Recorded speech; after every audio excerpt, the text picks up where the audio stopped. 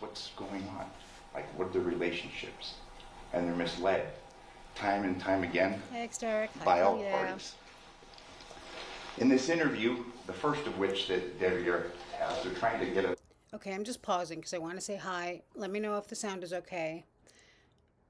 I mean, it's not going to be perfect, so let's not get crazy. Hi, X-Derek. Hi, Kel, yeah. Hi, Skyflashed. I, too, would be a little bored. Route Irish. Mwah. Hi, Colleen. Hi, A to B. Who else we got? Hi, Disney Mom. Oh, good. I'm glad you say no echo. Thank you. Hi, you, Janus. Hi, Just Me. Hi, Paula. Hi, Dana Lynn. Glass Bandicoot. RZ. Steph. I think I might have it all now. Let's see. Luminessa. Hi, Nicole.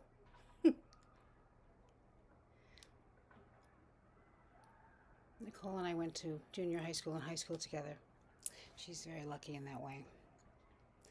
All right, so we'll go over, like I said, we'll go over the family tree in a little while, or maybe now, I don't know. I was going to write something up and post it or do something with it, but, you know, things happen. We have a situation where this woman got married. She had 2 children with this man. He has a son from a prior marriage. She married him. She was never married to this John fella. His last name will come to me in a second. So it's just 2 people, their children, and his child from a former marriage who she married. I don't know what the confusion is. Let's continue. And again, this is Robert Tellis's defense attorney, or the one who defended with him, since he insisted upon taking over with all of his nonsense. I guess he works well with difficult, crazy people. A handle on this idea of this marriage and the relationship, and they asked him, but you're saying that you guys are married more out of convenience, not like you guys actually love each other. His response, yeah, we don't. It's not like that. It's out of convenience, but you guys sleep in the same room? His response, no. He's asked here, they're at the home. His response, no. Are you guys intimate at all? His response, no. Devyn is being asked questions who, by the way, you will learn he hated. And he's lying about the relationship that he has with his wife. There was some discussion concerning phones, and I'll tell you any more in this modern society. These are the key of most investigations. In fact, the state had said that's why the Devyn was ruled out. The location data on the phone didn't track that night to the Paladera residence. That's easily solved. It's easily explained. It was left home. That's it. There are other cases that have been of some notoriety that happens. People know now. They track you on your phones. You're going to learn that Devyn knew this and the importance and the significance of this clue to this hidden secret.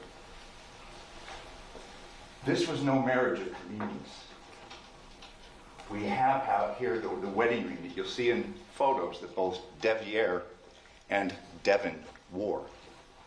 In fact, Detective Skinner, again trying to grasp this, and this is on August 7th, is asking Devyn about the rings.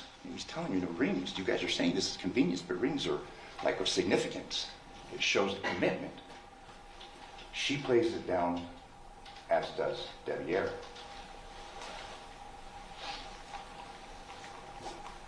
This marriage of convenience is belied by the facts. You have to ask yourself, as these facts unfold, why is Devyn covered? I wanted to play this because it's kind of interesting, of course. But when I saw this picture, which was, of course, in the thumbnail, I was like, I mean, we have to at least, we got to see. For Devyn, and why is She's very Devyn busy. covering for Devyn? This is no sexless union. And again, this isn't to offend, this isn't to shock, but this gives the nature of what's really going on and why that statement was so untrue. I mean, these are pictures taken from their respective phones, and you can see the timestamps. And this will be admitted to you, and you will be able to consider this in reaching the appropriate verdict in this case. This participant, this is a voicemail, 4/27/23 in this sexless, non-intimate marriage. I do believe this is the defense. I just want to leave everywhere. I just want to go just as you touching me, kissing my body, kissing yours.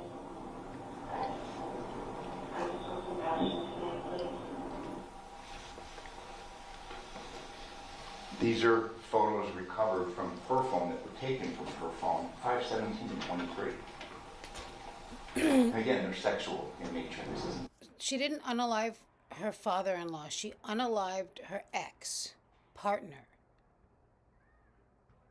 She just happened to have married that ex-partner's son, her stepson. He was 27 at the time, and she was 45. So there is no father-in-law. His mother has a boyfriend or something, but I don't know any father-in-law. Just these two people who had a relationship. They had two little girls. That almost doesn't matter. Don't think about that. These two people. He had a son from a prior marriage. They split. These two people, and she married his son from a prior marriage because she's too lazy to leave the house to find, someone new. To offend. However, what detectives didn't learn is that this relationship wasn't something that was being frustrated by Jonathan moving in. She didn't have a husband's father. We don't know who the husband's father is. Also, he wasn't her husband. The first guy is just a fella that she was with. The husband is the father, the new husband's father was her ex-boyfriend who she had children with, her baby daddy. They were together for a long time, a few years. This relationship had gone on for years before. See the picture of Devyn 125? It was modeled. Also unrelated, but just, for fair use. This guy managed to have hair. He's one of these guys who has a haircut that makes his real hair look like a toupee, like a wig. Access 1227. It goes back 7 years. Driver's license. This is Devyn, and if you look and take notice, this is some years before. He's 6'4". He's 185 pounds. He's a big guy. It's like his dad. His dad, 6'4", 205 pounds. We had spoken yesterday. Devyn Michaels was in the porn industry. She's not on trial for morality. She's on trial for murder. She had AKAs given her line of work. Yes. Devyn was into that. Current husband's father is the victim. They're not current. I think things have kind of soured, since this event. But the guy who she was married to at the time of the event, his father is the victim. His father, her ex. He knew that. He appreciated that. He pursued that. And this illicit relationship began before the relationship had ended with his father. It was done behind his back. Text between Devyn and Devyn. See, notice the photo? It's that same photo I showed you. 19-year-old, he's now 20. Girl, you had me mesmerized last night. You don't have to change a thing. Like that night was hands down the most sensational feeling I've ever felt since I lost my virginity. 2 weeks These ago. are expressions of a passionate 20-year-old young man who's in love with a porn star.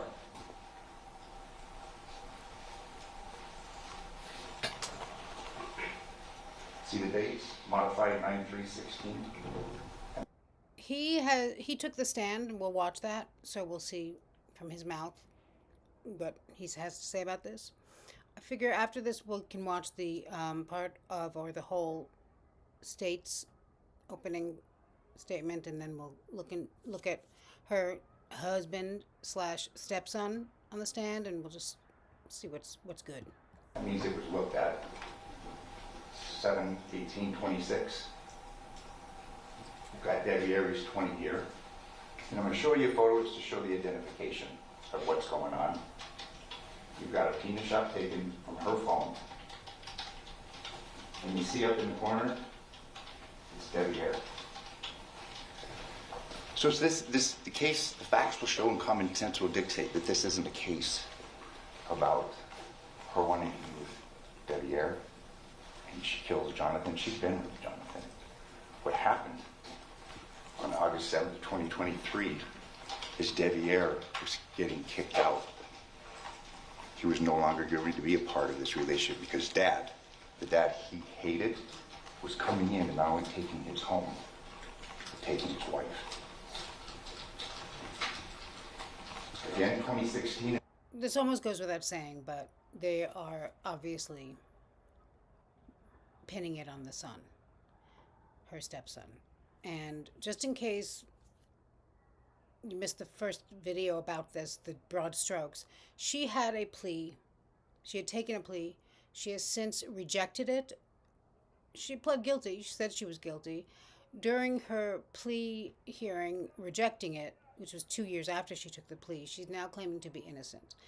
And they seem to be going down the, they're trying to somehow figure out how to blame the stepson. And this shows the length. And this isn't everything, but we're trying to just present this to you now so you have an idea. You can appreciate the motivations. Tracy, you put the biggest smile on my face. You haven't seen it already. You are the first thing on my mind in the morning, but I can't kiss you in the morning Saturday. But boy, when my lips touch yours, it feels like time stops. For you, my heart races 1,000 miles and never skips a beat. When I have you in my arms, you may as well start a fire in my chest, because no one can make me feel like a melting stick of butter like you at your best. Just wanted to say you truly outdid the rest. This is 7 years before. Don't worry, at one point I'll be laying next to you, playing with your hair, scratching your back, and whispering something romantic in your ear. Again, the dates are telling.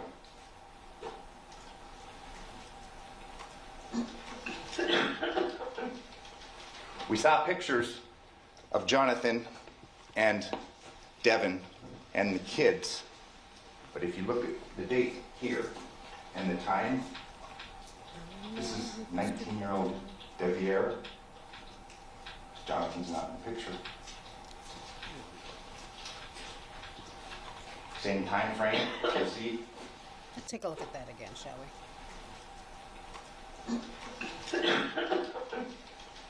We saw pictures of Jonathan and Devyn and the kids, but if you look at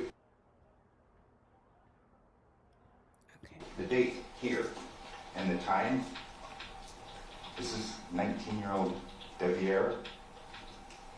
Jonathan's not in the picture. Same time frame, you see? Screenshot, 8/23/16. They're a couple. And they're a couple behind Dad's back. Same photo, same time frame, modified 5/9/22. We're coming now to the present. There'd been a long-going, torrid affair, which resulted in a marriage between a son and his father's former girlfriend. This is Debbie Ayer receiving a text from Devyn. See, 11/3/21, hope it's good. I was looking, it was good, but I'm looking forward to eating something else later. Her response, Arby's, his, if that's what you call that coochie, then yeah, I guess so too. So again, it shows that this was consistent.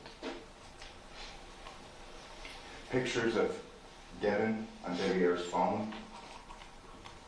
You can see modifier being looked at 5/15/23. Capture time 5/15/23.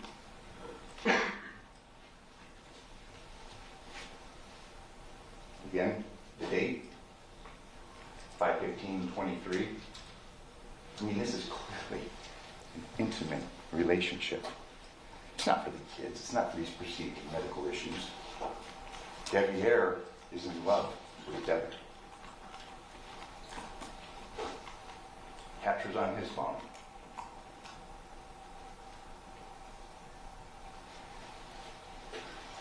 You'll hear from Devier, and we may not have a moment that we discussed yesterday where, I can't take it, I did it. Look at the motivations and why people say what they do. Devier's 9/14/2023 grand jury testimony. Sky flashed. The problem is, regarding child support for both her children and her new husband, is that she kind of lost custody. I know that he, the ex-baby daddy, the stepfather slash ex-boyfriend, had full custody of the girls, which was apparently a bone of contention because these people want to do all the things. I don't get it. Like, I feel like if I was the kind of wild that married my barely adult stepson, I would choose one. I'd be like, you know what, you take the girls. I'm good. I have other priorities here, but no. And she had gotten in trouble with CPS, I think while awaiting this trial or right before getting arrested. Something was going on there that I'm sure we'll find out. But, so, yeah, she was upset about that. She was not getting child support, I would imagine, considering he had full custody and... Right. And if I could just ask you a couple more questions about that. Did you and Devyn get married in the traditional sense? And this is under oath in front of a grand jury where there's jurors. It's a formal proceeding, just like a trial. We get it. His response, yes, but it was more me helping out with the girls when she couldn't find a babysitter. So I figured, well, we both kind of sat and talked about it. When she has to go to work and can't find a babysitter, I could be there. She also had a whole bunch of medical problems, and it's very expensive to keep the girls at daycare when she's sitting in the hospital, so I would normally be there to watch them. Okay, and I'm sorry to ask, was it an intimate relationship that you were in with Devyn at some point? And now we start seeing, they've got the phones. Metro and the Henderson Police Department are doing their investigations. His response changes, but nonetheless, it's still not truthful. Yes, after the first year, it started to get intimate. They were married November 21st, 2021. So if we're to take Devier at his word, they got intimate after the first year. That gets us to December of 2022. The lie, and the facts show it. Did it remain intimate up until the time of your father's death? Yes. Movement, but still, there is the clues that give way to the secrets that are being concealed, and the motive for why. In his initial interview, okay, so then you knew he was moving in, and she told you that you were going to have to move out. And this is after he's had a few drinks. Probably a lot. His response, recently, yes. It was kind of a short notice, but yeah, and I mean, I know the person he is, and he's referring to his father. So I was like, okay, whatever, I'll deal with it. Okay, and you were going to move out? Did he knew that you lived here, or didn't know that you lived here? His response, no. He knew I lived here.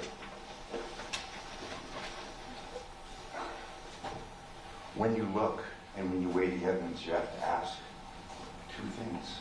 Why is he saying these things? Why is he not in knowledge of getting kicked out? And this hot and heavy and sexual relationship that he's having with Devyn.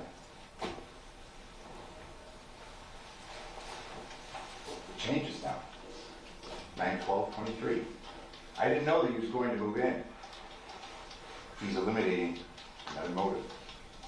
I didn't know what they were attempting to get. I didn't know that they were attempting to get remarried, or not remarried, because they were never married, attempting to get married. Again, we do get a glimpse of the truth, but he's denying that he knew that his dad was moving in, and then now he's apparently saying he didn't know they were getting married too. Well, he knew his dad was getting moved in. And he knew that they were getting married. He's out. 9/14/2023, grand jury testimony. Again, this is Devyn. Okay, there come a point in time where you learned that your father was going to move into the address where you were living with Devyn and the two girls. His response? Under oath. I'm unaware of that.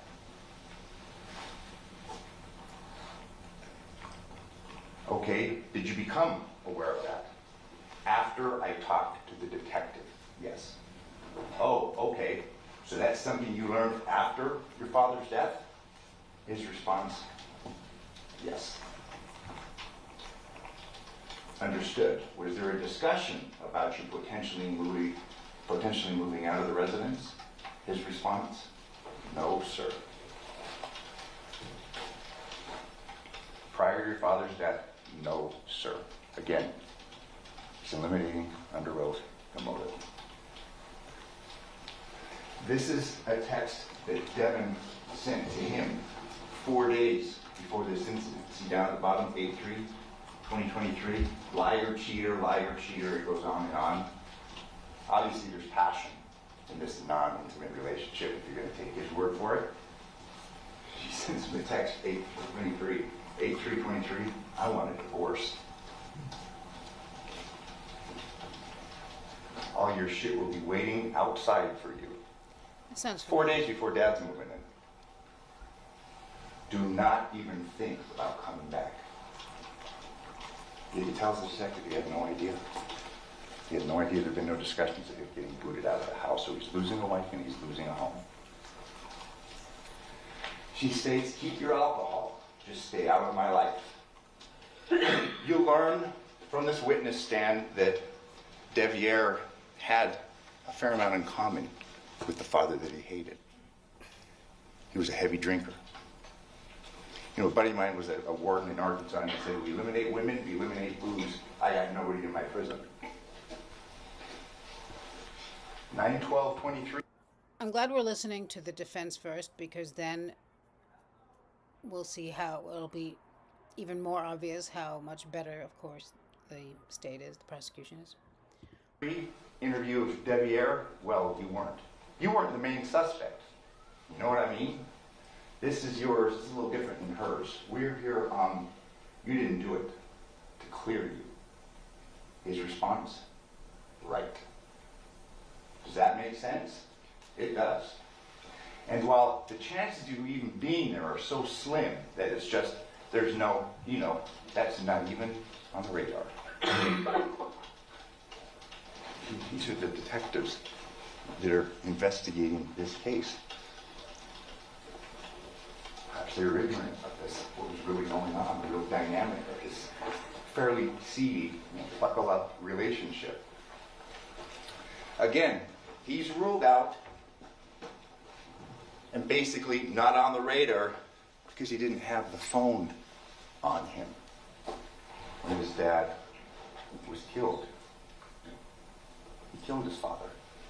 He just left his phone at home when he did that.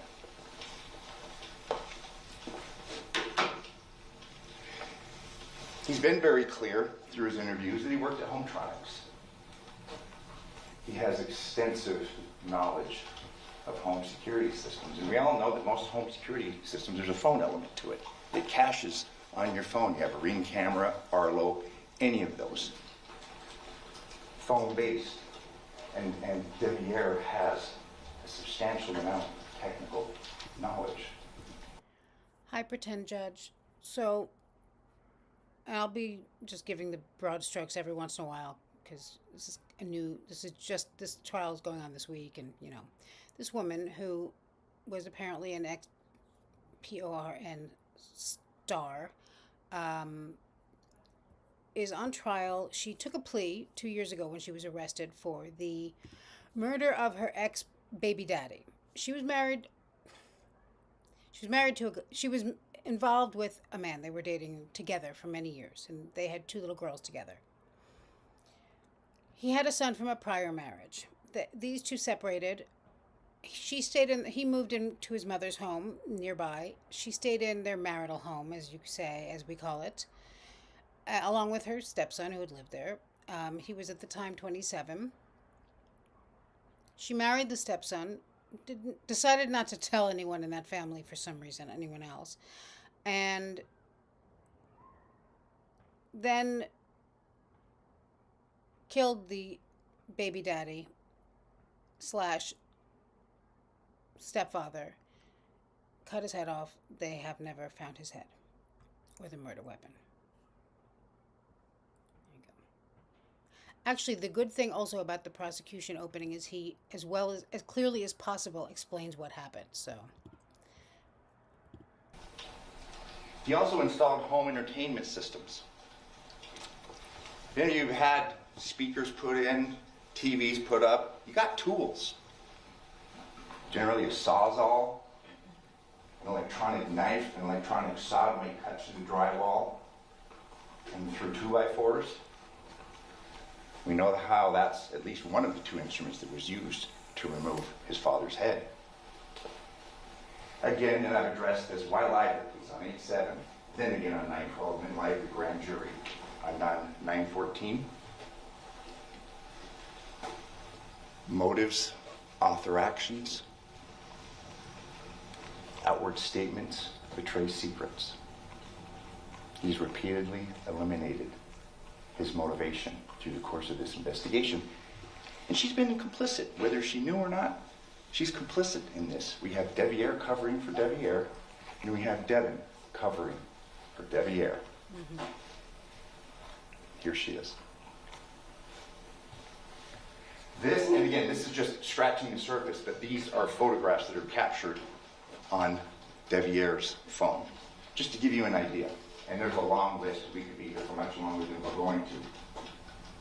You know, he's not on any cameras. Well, yeah, that's what he does for a living. He's aware of, these are security systems. He installs them. He's aware of the angles, what they pick up and what they do. And it goes on and on. But like I said, I won't keep you here for the rest of the afternoon, but these are all, and this is just scratching the surface of what's captured on his phone. I mean, this is sophisticated stuff, and he has sophisticated knowledge. He's taking photographs of all this as part of his work. This is his handiwork.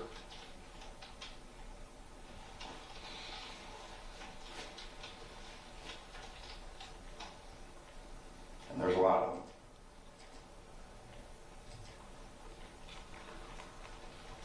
I would submit to you that the facts will show and common sense will dictate he knows how to stay under the radar.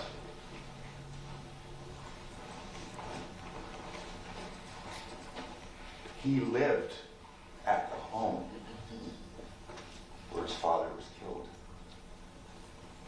It got too bad between him and his dad. He refers to that house in the Paladera residence with Yoko and her significant other and his dad and Andrea, Jonathan's prior girlfriend. Yoko is the ex-baby daddy's mother and the new husband's grandma. There he talked about it being a shit show, a madhouse. He lived there for more than a couple of years. He knew how to get into that house and get out of that house. I'll thumb through these. And again, this is captured on his phone.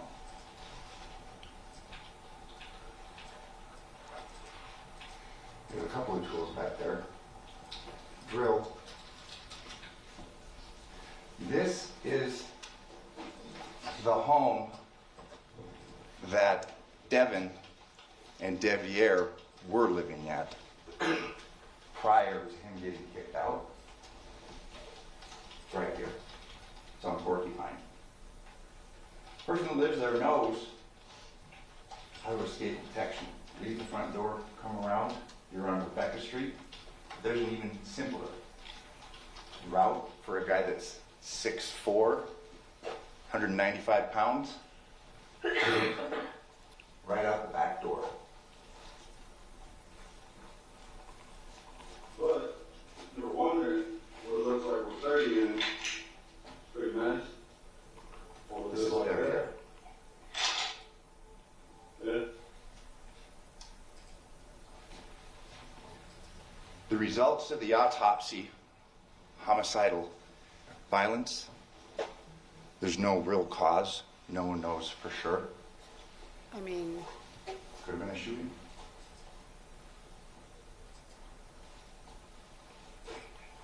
These are pictures on, and there's more, but these are just to let you see what was captured on Devyn Michaels' phone.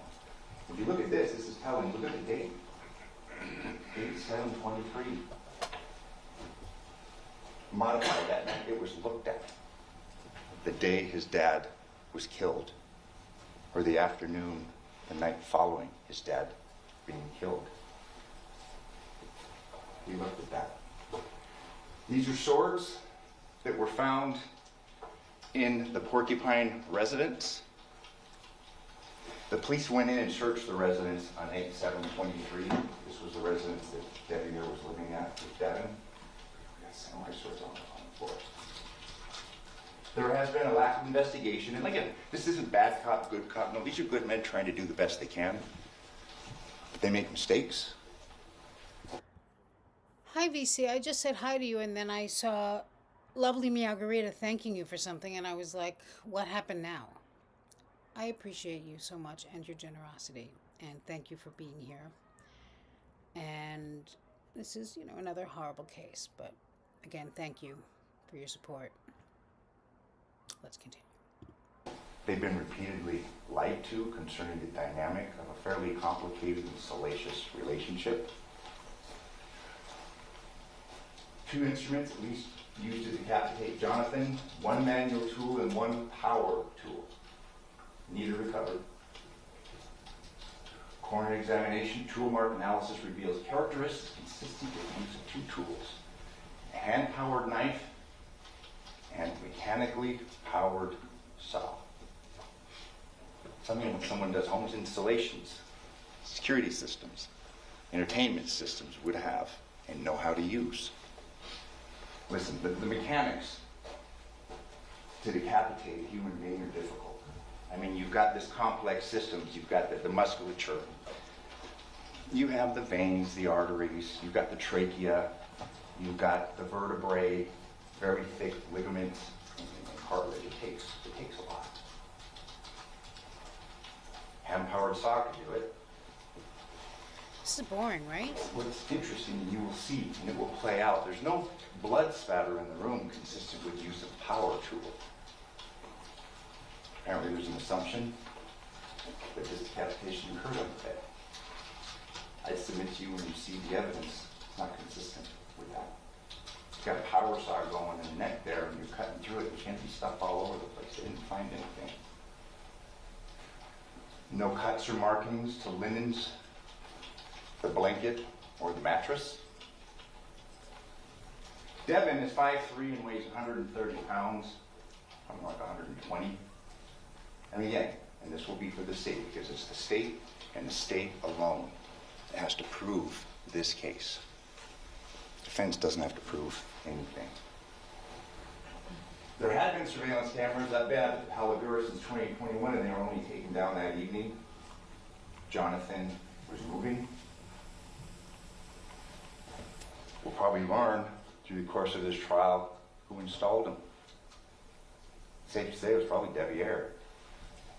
Ring was never subpoenaed for these videos. We've heard that perhaps it was around account information. The Michaels, the Devyn Michaels residence, she was a homeowner. The home phone records were never subpoenaed. And see, this is significant because you can see on Devyn's phone that on the night of, and we don't know when this happened, wee hours of the morning, there had been calls from their home repeatedly. She was out late. She was with Jonathan. And at least for a time, Devyn was home with the kids. In fact, the same thing had happened the night before. she had been with Jonathan till 1 a.m. the previous day as well, when Devyn was presumably home, probably drinking. There's no blood or DNA analysis of the swords, the porcupine rib, and again, Susan, we don't take issue with it, but probably a sawzall or another hand-powered saw was used. No gun residue testing of either Devyn or Devyn. No gun residue testing at Paladera. No blood on Devyn's clothes when Yoko sees her at 1 a.m. It was actually Yoko's habit to come down from downstairs. You know, Jonathan's room, the room he was moving out of, was downstairs. And through the cell phone analysis, you're going to see that it was somewhat of a shit show at that house. It was a very cantankerous relationship between Jonathan and his mother. Don't drink, you're going to get pulled over. The autopsies results will show that fatty liver and the guy's a heavy drinker. He had GHB in his system, he had marijuana in his system. You know, the issue about the car keys and the wallet, Social Security guard being... I mean, I think we get the gist here, right? They're blaming her stepson / husband, and he's going to go on and carry on like this for a while. So I'm going to try to find the prosecuting opening unless someone wants to see the rest of this. But, you know, it's on Long Crime, so you can check it out there. I have a feeling, I don't know, for some reason I think we're on the same page, all of us. They also pull Here we go. This guy's very good. of her girls, and she wanted to start a new life. And also, he will during the day, explain we it for generally break us. for lunch between 11:45 and 1. Now she's not guilty. The purpose. This includes any witness you may take into consideration the appearance. During this trial, it may be necessary. Attorneys will likely ask your question. I'm trying to go to bed.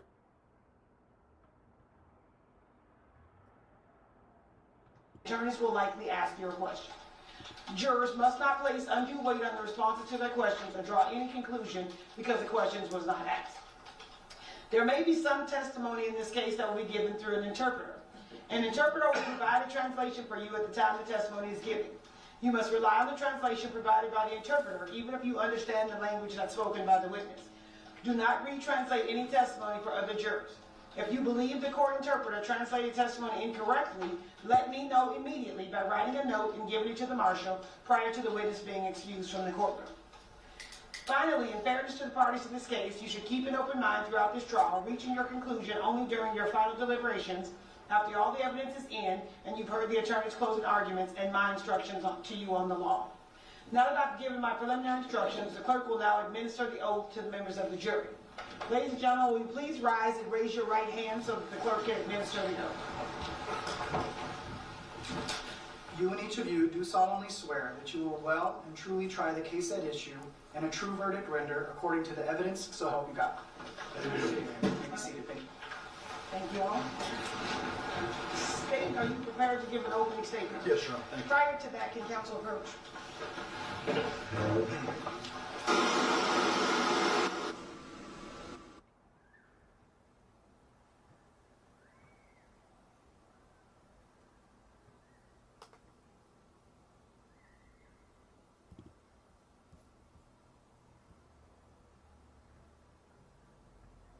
Blocked out there.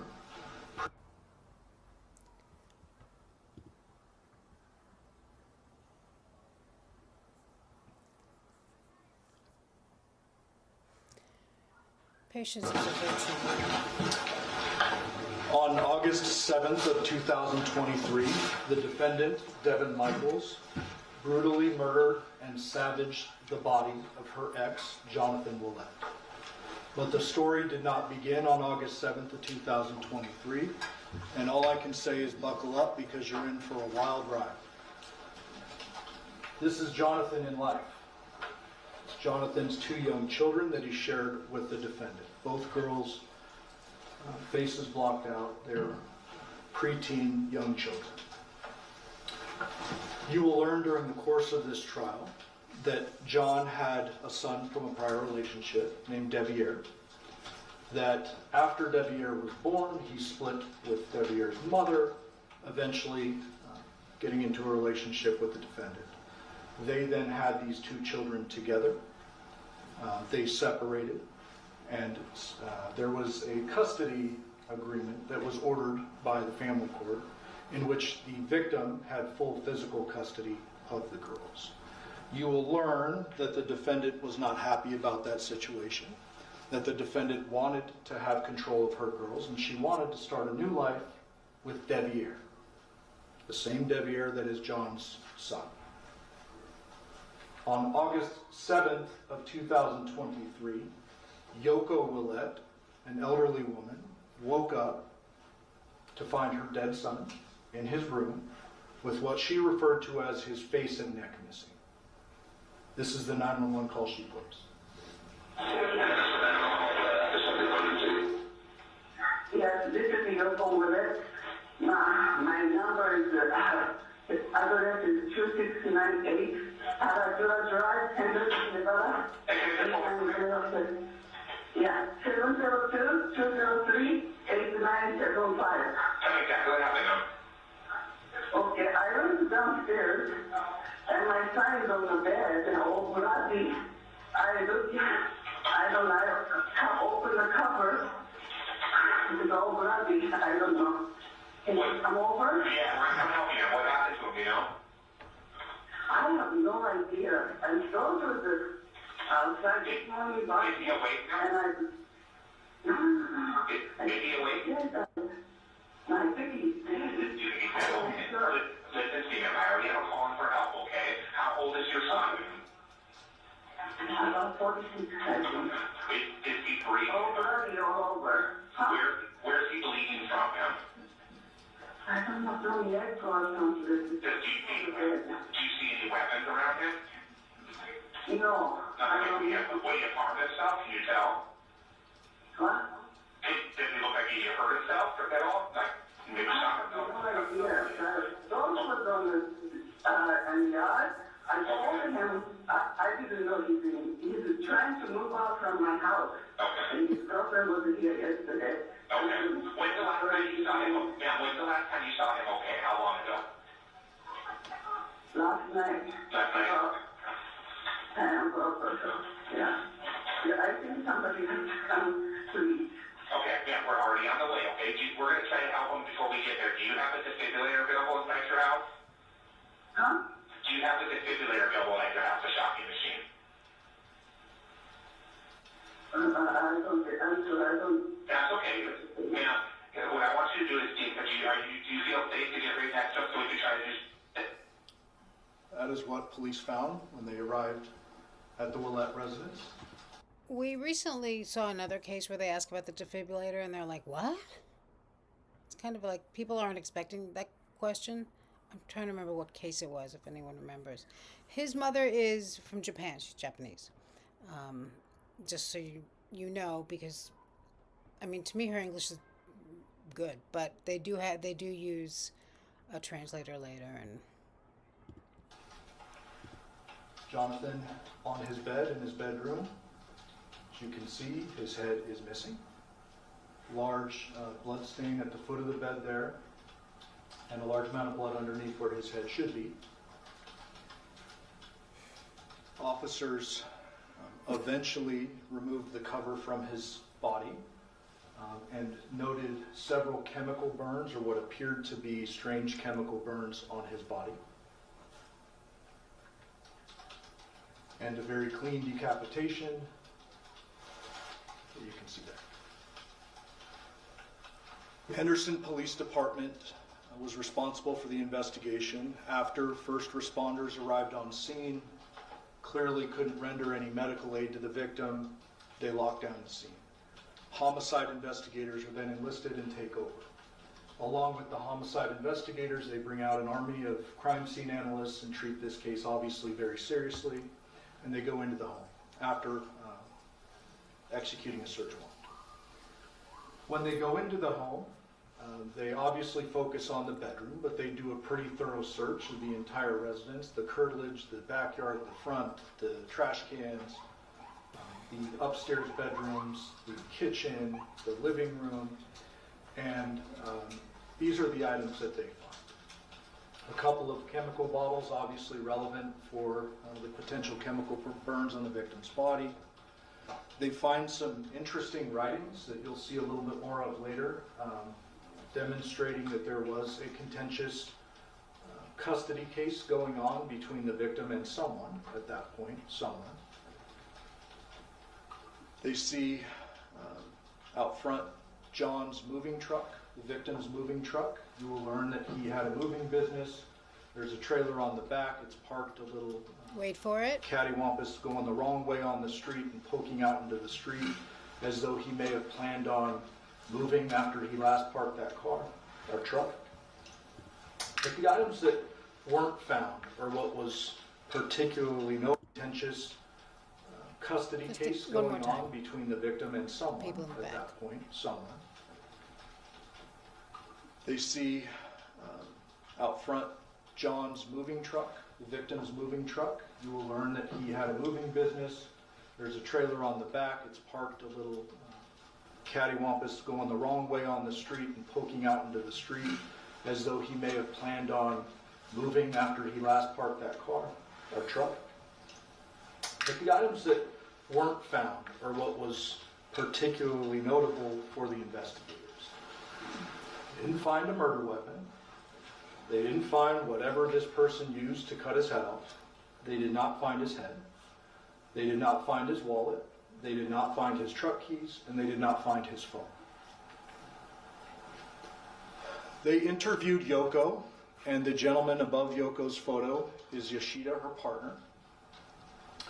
According to Yoko and Yoshida, the defendant, who they referred to as Nikki and knew as Nikki, ultimately identified as Devyn Michaels, was the last person to see Jonathan alive.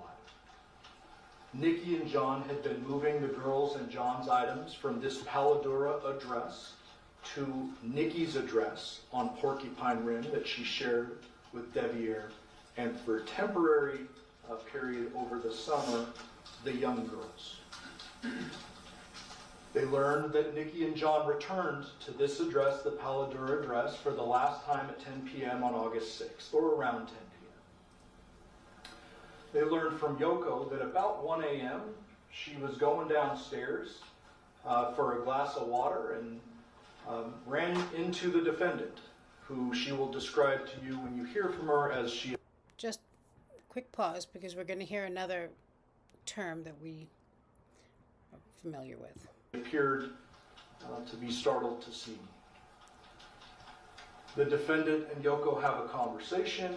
It's relatively brief. Yoko's in the kitchen cleaning up some dishes. The defendant has now entered the kitchen, and they begin to talk when the defendant tells Yoko, John's asleep. Don't go in there. Those aren't her words. You'll hear this through the course of the trial. She says, John's asleep. He's passed out. We have plans for him to move some more stuff in the morning, kind of don't bother him kind of thing. Yoko then noticed that the lights were on in John's room, but decided, hey, if he's asleep, I'm not going to go in there. She returns back upstairs. Yoko went to sleep, leaving Nikki, or the defendant, alone in the home. And you will learn very clearly that there were only 4 people in the home at the time of this incident: the victim, the defendant, Yoko, and Yoshida. Yoko also will tell you that around 8 a.m. she found John without a face. You probably heard from the 911 call, there's a bit of a language barrier. She'll do her best to describe what she initially saw and the shock, obviously, that ensued. So the defendant is the last person to see him, so investigators are very curious to speak with her. Homicide detectives summon her to the scene. They get a hold of her via a phone number given by a neighbor. She answers that phone. It's her phone. She agrees to come to the scene, leaving Devyn and the girls are with the defendant as well. She, in her initial interview, says John is her ex. They share the 2 children together. That they spent the whole day together on August 6th, moving, shopping for the girls' school supplies, etc. Everything's normal from her perspective. That evening, they were moving the girls' things into her home on Porcupine, and she was, in fact, at the Paladura residence last night doing that. She would go on to describe it's a normal night, there's nothing out of sorts, and with the defendant as well. She, in her initial interview, says John is her ex. They share the 2 children together. That they spent the whole day together on August 6th, moving, shopping for the girls' school supplies, etc. Everything's normal from her perspective. That evening, they were moving the girls' things into her home on Porcupine, and she was, in fact, at the Paladura residence last night doing that. She would go on to describe it's a normal night, there's nothing out of sorts. Nothing out of sorts. Good day. Thank you, Joette. I appreciate you and your support. Shall we? Thanks, Joette. And that John was alive and well in the garage when she left. Remember that. Further investigation, of course, occurs. Homicide detectives are treating this very seriously. You will learn from many of them that when a homicide such as this comes in, they divide duties. There's too much for one person to do. And so, although there is a lead detective who goes by the name of Dennis Ozawa, Detective Ozawa was not in any way the only person investigating this case. He had an entire team, and you will hear from many of those people. You will learn that one big thing in the modern days of investigation is video cameras. They're everywhere in our valley, so they canvass all around. The Paladura residence is kind of right in the middle of all those yellow markers. They canvass all these different addresses for anything who saw, heard anything, and anyone who had a camera. Some of those were fruitful, some of them were not. They knocked on the doors where video cameras were visibly present. They even knocked on doors where they weren't present in the hopes that maybe someone saw or heard something. And they gathered a lot of footage. We're going to do our best during the course of this trial to streamline it for you. There's hundreds of hours of footage, and we're going to present it in the best way we can. They also learned that there is a neighbor directly to the left of the homicide scene who had a motion-activated Ring camera, which will become important later in the trial. There also was an autopsy, of course. The Henderson Detective Ozawa attended that autopsy. You will hear from the medical examiner in this case, Dr. Stephanie Yagi with the Clark County Coroner's Office, who enlisted the assistance of a forensic anthropologist, Dr. Burns, who works out of UNLV. You will learn that Dr. Yagi surmised that the cause of death was homicidal violence and the manner of death was homicide. You will learn that she noted the non-thermal chemical burns on the body, which did not contribute to his death, but were notable for investigative purposes. Something important I want you to keep in the back of your mind is there were no bleeding injuries anywhere else on the body, so everything was focused neck and above. You will learn that the decapitation occurred post-mortem. There are histological reactions that the body has if this type of thing happens while you are still alive and your body is trying to actively repair itself. None of those were present during the course of the autopsy, and so the doctor will testify that this was a post-mortem decapitation. As I mentioned, she enlisted the assistance of a forensic anthropologist, Dr. Burns. You will hear from her as well. She will talk about the science behind what she does, and in this particular case, she was enlisted for the main purpose of determining what was used to cut off Mr. Willette's head. She will tell you that she did microscopic examination. Thank you, Kel. Yeah. A, for the support, and B, for the demonstration that it was not Joette's fault. But, you know, we all apologize for too many things. And I used to have a friend, a male, a guy, of course. I mean, he was very sweet, but he told me that I should go one day without, just a day, every once in a while, without saying the words, I'm sorry. And I've since done that. And it's amazing how much we say we're sorry and the things we say we're sorry for. That's all.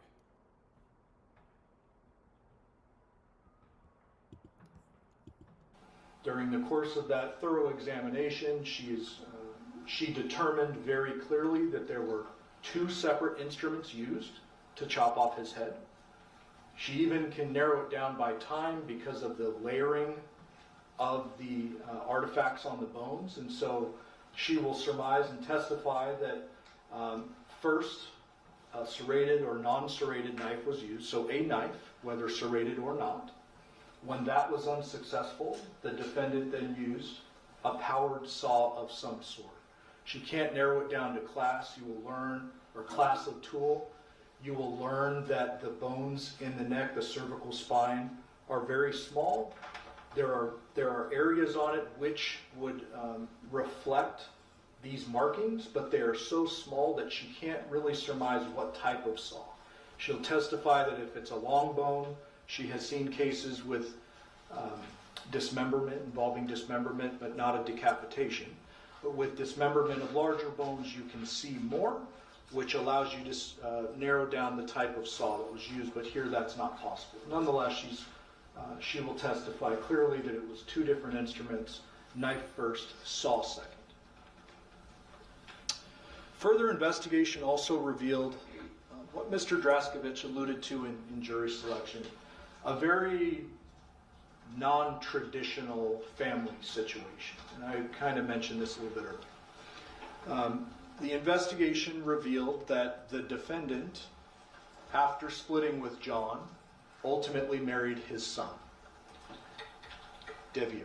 Devyn moves in with her. They are together for an extended period of time.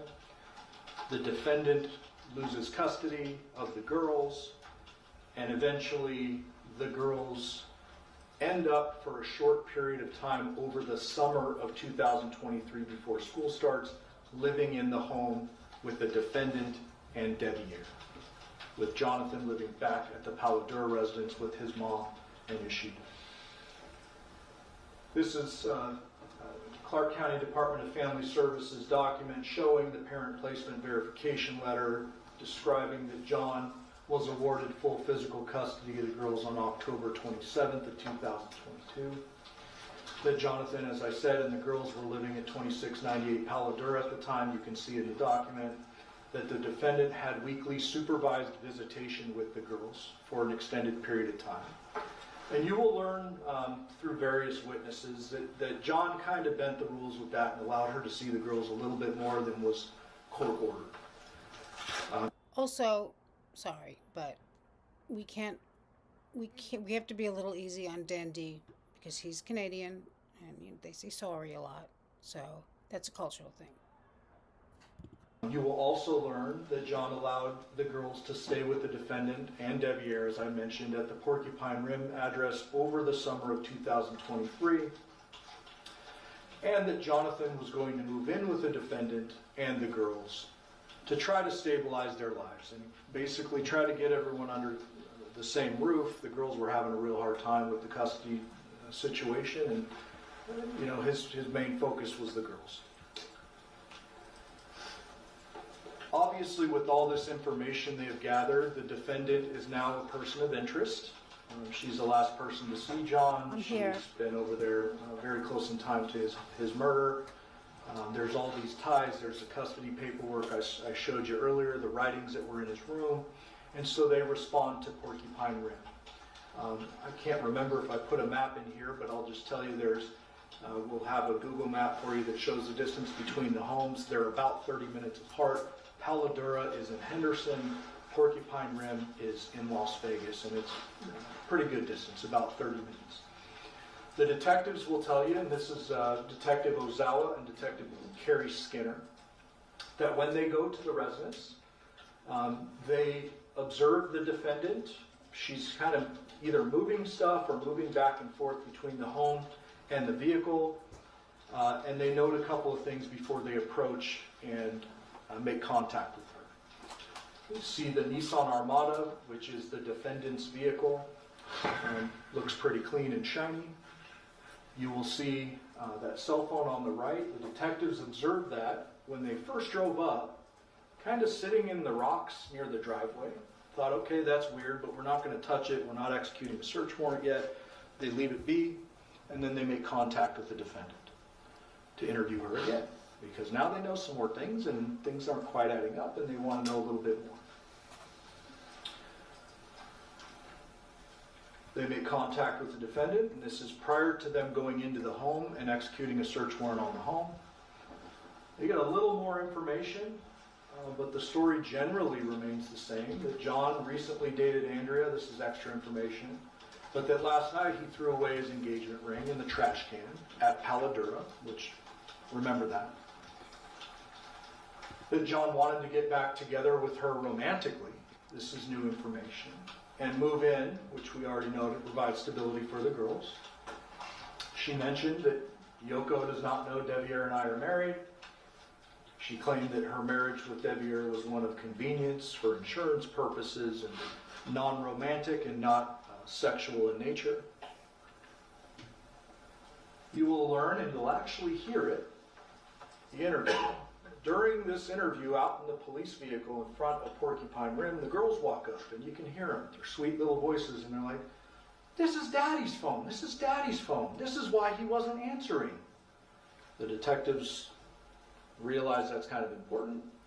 They take the phone from the girls, or the girls give it to them, and the detectives note blood on the phone. Something important.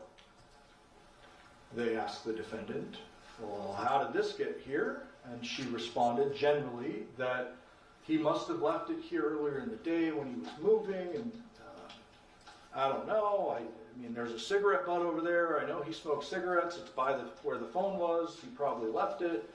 And the detectives are a little suspicious of that. They ask her a few more questions. Again, you're going to hear this stuff in the audio recording, so I've summarized it.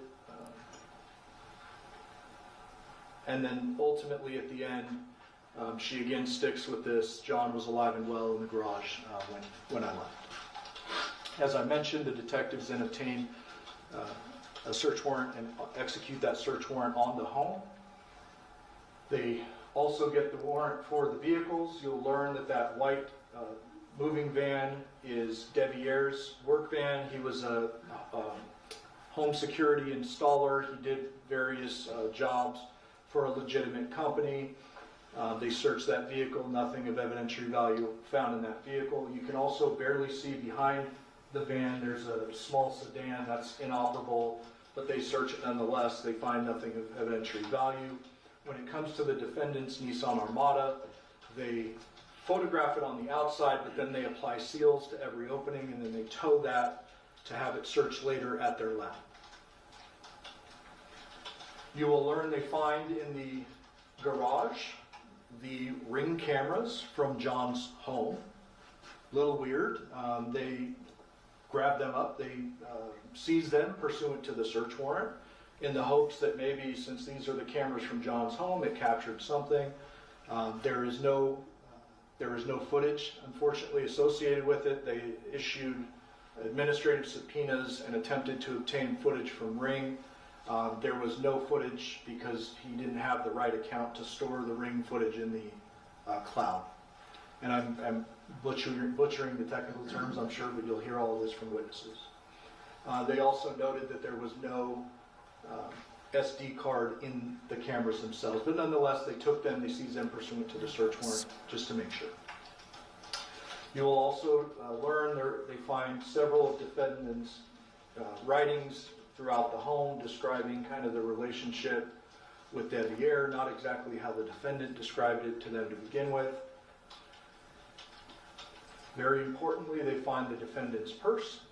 Inside her purse, they find... This purse made me a little sad for some reason. the victim's social security card, along with one of her work cards.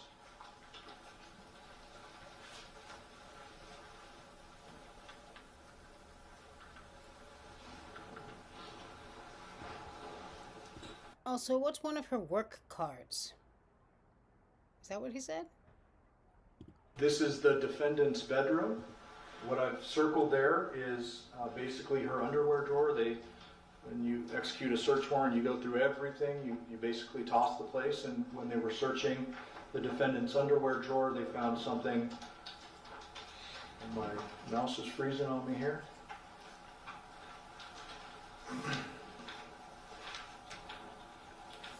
Very important.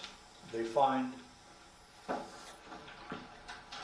several layers of knotted plastic bags, and inside they find the victim's wallet, current identification, and his only set of truck keys.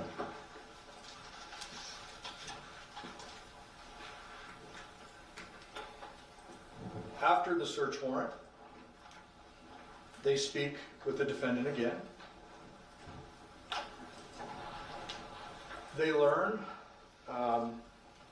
that the defendant's version regarding the phone is that she has no idea how it ended up there. They confront her with the blood on the screen. She initially says, "Oh, I don't know," and then she says, "He cut himself moving."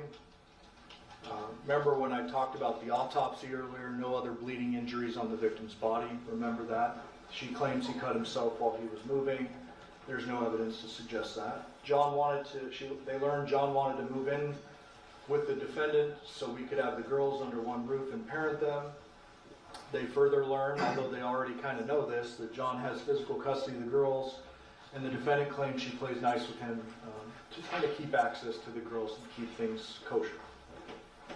They also learn, which is very important, that John was moving in quicker than she expected. They learn not only from the defendant but other witnesses that this idea of them reuniting for the children had been discussed for several months, but that on this night, on August 6th, John began loading stuff into the truck when the defendant is loading up the girl's stuff into the truck. And she kind of realizes for the first time he was serious about this and this is going to happen. And you learn that that's when the walls start closing in on the defendant and she makes the decision she made. The detectives confront her with the fact that there is no notifications on the phone when the girl's provided. It's black, they open it, and there are no notifications on the screen.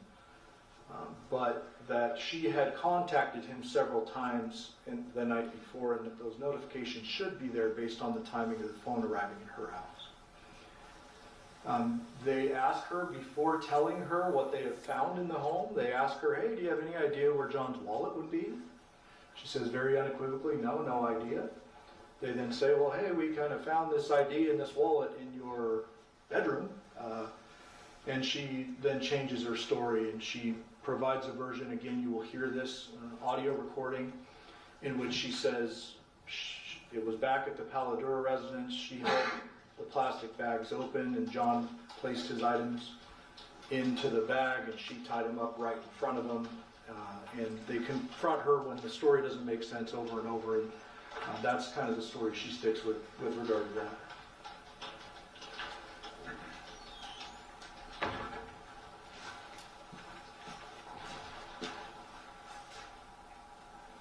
You will learn there was an extensive follow-up investigation after that interview. Although things weren't adding up, although things looked very strange, the detectives did not rush to judgment and arrest her right there. Although all of the victim's property is inside her home, his blood is at her scene, they don't arrest her right there. They choose to do follow-up investigation. You will learn there was fingerprint analysis that was done. Nothing really of evidentiary value comes of that. You will learn that DNA processing was done, that the victim's blood was in fact on the phone at her house, and that the defendant's DNA was on the knot of those plastic bags where his property was found inside. You will also learn that an extensive digital investigation was done, and that was in the form of video surveillance, digital forensics, meaning phone dumps. They take the actual devices found. There's 11 found inside her home, including the victims. They plug it into a machine. They'll talk about the technology. They're able to extract the data from the phone, and they find several things of note. They also do a call detail record investigation. That is the records that your cell phone maintain or are maintained on your cell phone, everybody's cell phone, with the company you use for service. And those records not only show incoming and outgoing messages and calls, but they also show location data, because every time you place a call or receive one, you are pinging on some kind of tower and leaving a trail of where you've been. Not a precise trail, but a general trail of where you've been. They also pull Burla. Burla is a lot more precise than the cell phone towers. That is an infotainment system inside the Nissan Armada. And they're able to extract that data, and I'll show you that in a moment. They very clearly get a timeline based upon the Burla. The defendant's vehicle is at the victim's home by 10 o'clock at night. The vehicle activates but does not move at about 11 o'clock at night. The vehicle leaves the home for good at 2:04 a.m. 2:04 a.m. on August 7th. And you'll see that in a moment. I've noted here that the video surveillance, DFL, and CDR rule out Devier. Obviously, he was interviewed. You will hear from him during the course of this trial, but they treat him as a suspect. Obviously, there's some fishy circumstances. They're not just pinning this on the defendant because what she's saying doesn't make sense. They're looking into both the defendant and Devier and others. The video surveillance that I'm referring to is kind of wide-ranging. There is one particular camera you're going to learn about that was near the Porcupine Rim residence, the defendant's home. That is a full-time camera. It's not a motion-activated camera. That allows them to see the home, see what vehicles left, came and went at any given time, and they clearly rule out Devier from that video. In addition, I mentioned earlier, there's video surveillance from next door to the victim's home that captures the defendant at around 11 a.m. going to a vehicle, moving it slightly, and then ultimately leaving. Gotta love technology. Here are a couple of additional clips from video surveillance. The one on the left is the defendant with the victim the night before when they're doing the moving. It shows us that they are together, that no third party is present, it's just them. They go into a store, they buy an item, and they leave. And then 2:28 a.m., the defendant is alone. It kind of clipped off on this particular picture, but the defendant is alone in her vehicle after she leaves the residence and goes back to her home, ultimately landing there about 2:46 a.m.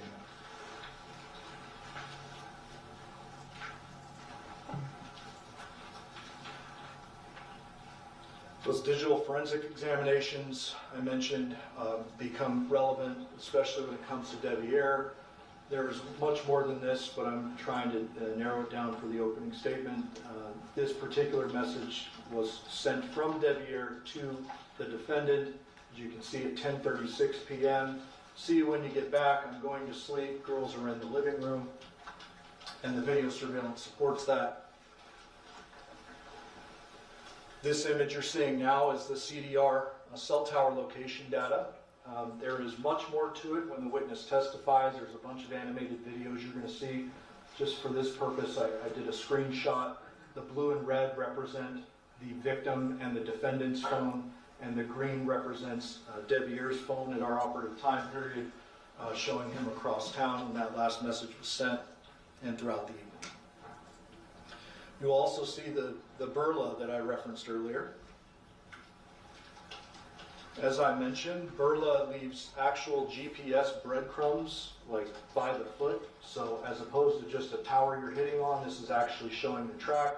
And you're going to see very clearly when the defendant came and went from the victim's residence on the night of August 6th, as well as when she left on August 7th.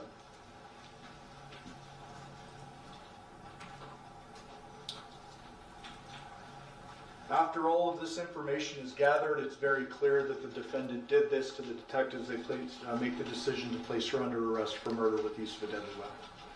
After she is arrested, she is interviewed again. This time they tried with 2 different detectives. Obviously, the statements she gave earlier were inconsistent, and so they send in a couple of other detectives, and you'll hear from that detective as well. In this particular interview, the defendant acknowledged that she realized John was actually moving in, that at the time of the murder, she was giving John a massage on the bed.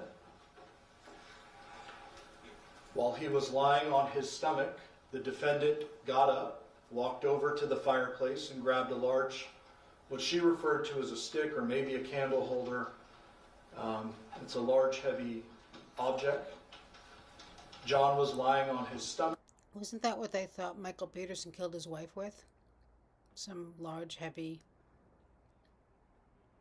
fireplace object? Not a threat, in the midst of a massage, face down, unexpected, and the defendant... Sorry, there was another case where some ex-you-know-what star with her boyfriend, I think, lured some guy into a massage situation, right? And did away with him. That's how they do, apparently. Admits that she returned to the bed, bashed him over the head with that club or stick, Oops. and that John went limp at that time. As you You will learn that the defendant refused to acknowledge what she did next. You can make your determination as to why someone might do that as this trial goes on. That she refused to tell detectives what she did with John's head or with the weapon. That those items were never recovered. And so you need to put together the pieces, as the judge just described with the rain example. You will learn that this is the reality of the situation before John was killed, and that the defendant wanted John out of the picture. This is the future that she saw, that she wanted, and the only way to have that future was with John out of the picture. Thank you for your time and attention this week. We truly do appreciate it. hang on now. Just 1 second here. I know this isn't super That the defendant wanted John out of the picture. This is the future that she saw. Does her hair look purple to everyone, like lavender, or? I mean, not that there's anything wrong with that. I'm just curious because I'm interested. She's nice looking, considering. She wanted, and the only way to have that future was with John out of the picture. Thank you for your time and attention this week. We truly do appreciate it.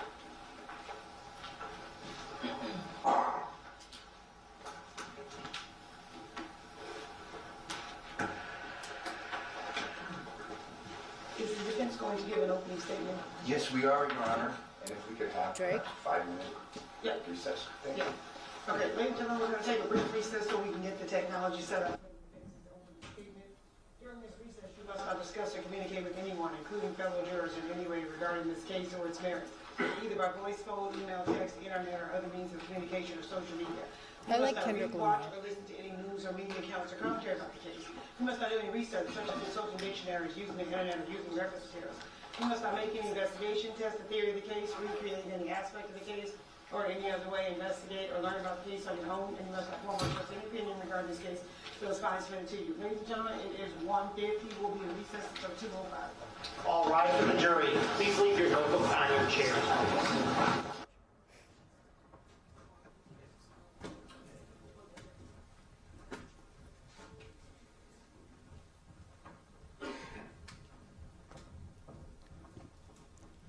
Thank you, Carolina. I appreciate that. You do too much. I agree with you, Margarita. I think the picture had a purplish tint. There was something else I was going to respond to here. Hang on.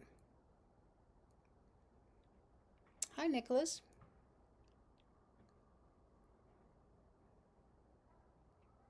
Maybe forever.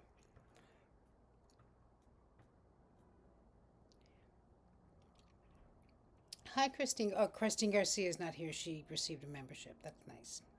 Thank you, Carolina Hurtado.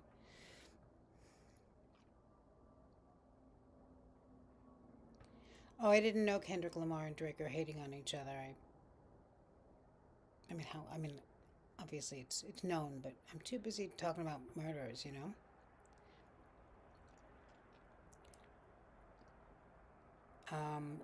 There was something else here. There was something about a massage or something. Oh, I was thinking the older couple. Remember, well, we were just in the chat. You're like, was that an older couple? There was also that case with that older couple that was killed. That was that the guy's name was Michael Jackson, and the woman's name was Tiffany something. She's on death row, I think, or at least doing life, and they did horrible things, obviously. Now I think we will go to her plea hearing, where the one where she 2 years after taking the plea, or a year and a half, whatever it was, decides that she no longer wants to take the plea, because that kind of gives us good insight into what she's all about.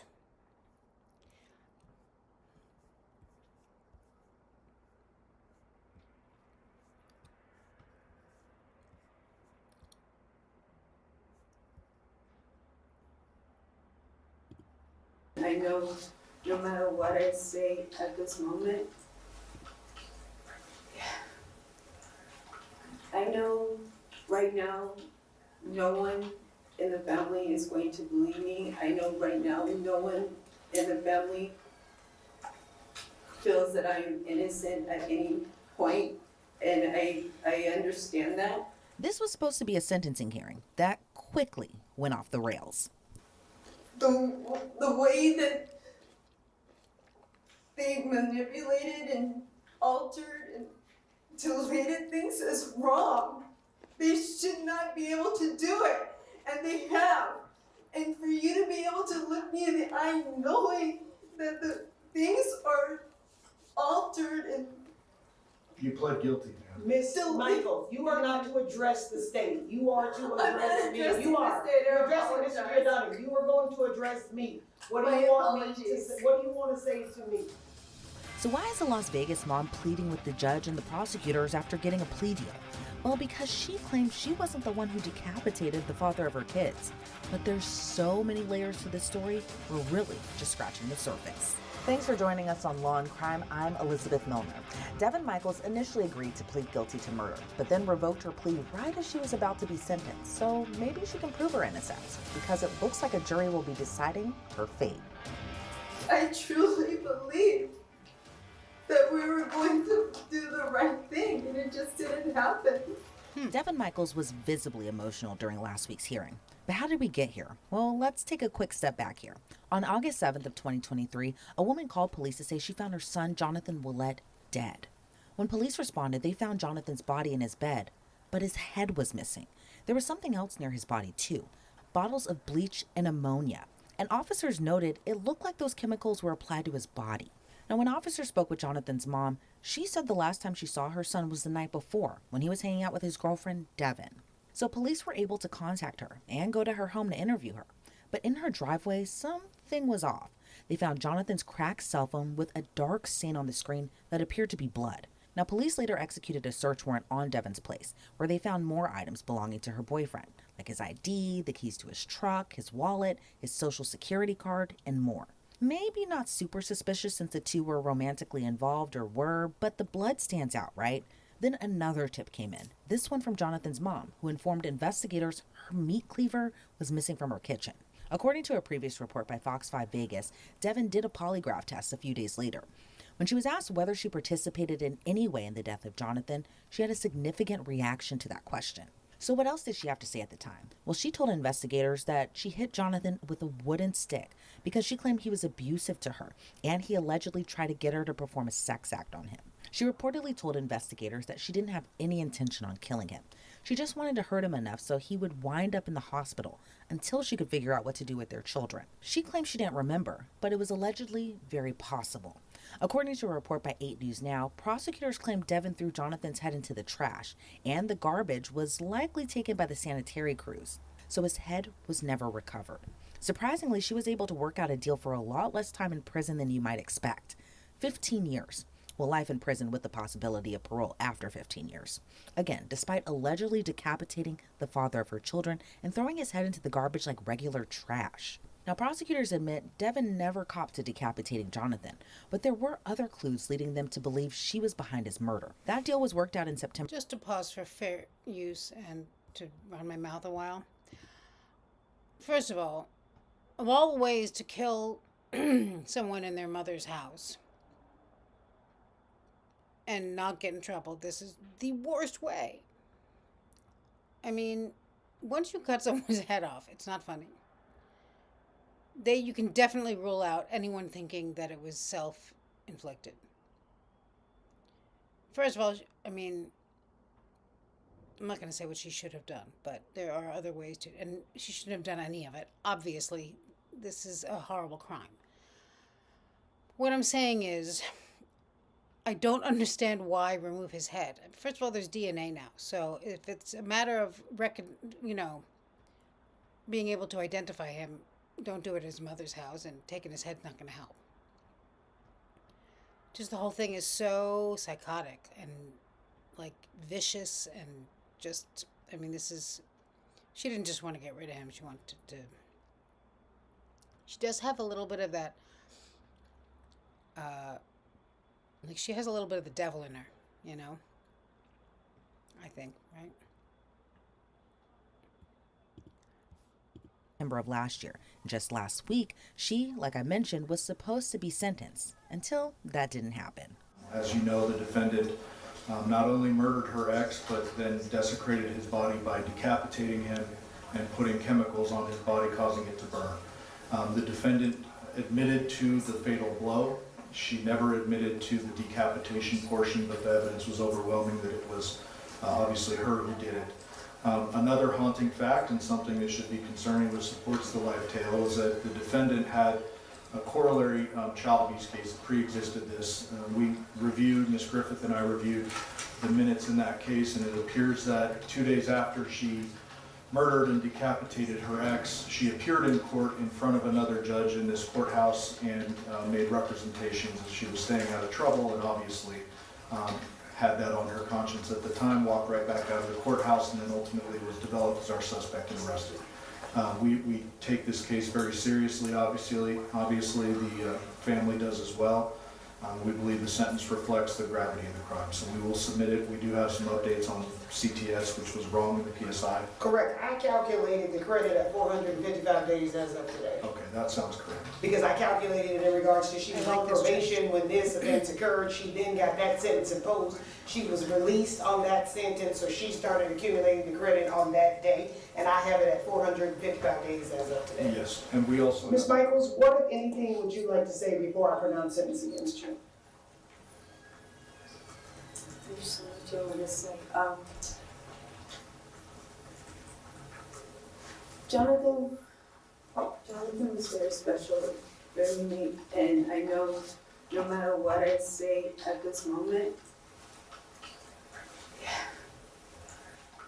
I know right now no one in the family is going to believe me. I know right now no one in the family feels that I'm innocent at any point, and I understand that. This takes a turn. But I can actually prove my innocence. I actually can, and I'm not gonna stop fighting to prove my innocence. I have more than enough, and Jonathan deserves to have the actual person who's guilty behind bars. I was helping Jonathan. I can show that I was trying to help him. And this, I know, is hurting the family, and I can see it in your faces, and I know your hearts are angry, and they should be. And I'm angry for you. And this is not fair to you. This has been dragging out for almost 2 years. It's not fair to you. And it's not fair to his children. Any of them. And it's not right. It really isn't. It's not. I've seen so much that it's just terrible. The way that they manipulated and altered and deleted things is wrong. They should not be able to do it, and they have. And for you to be able to look me in the eye knowing that the things are altered and You pled guilty, man. Miss Michaels, you are not to address the state. You are to I'm address not me. addressing You the are. state. I You're addressing Mr. apologize. Giordano. You are going to address me. What do My you want me to apologies. say? What do you want to say to me? my apologies. I wasn't trying to address the state directly. It's just, I was told. I was just told one thing after another, and I truly believed that we were going to do the right thing, and it just didn't happen.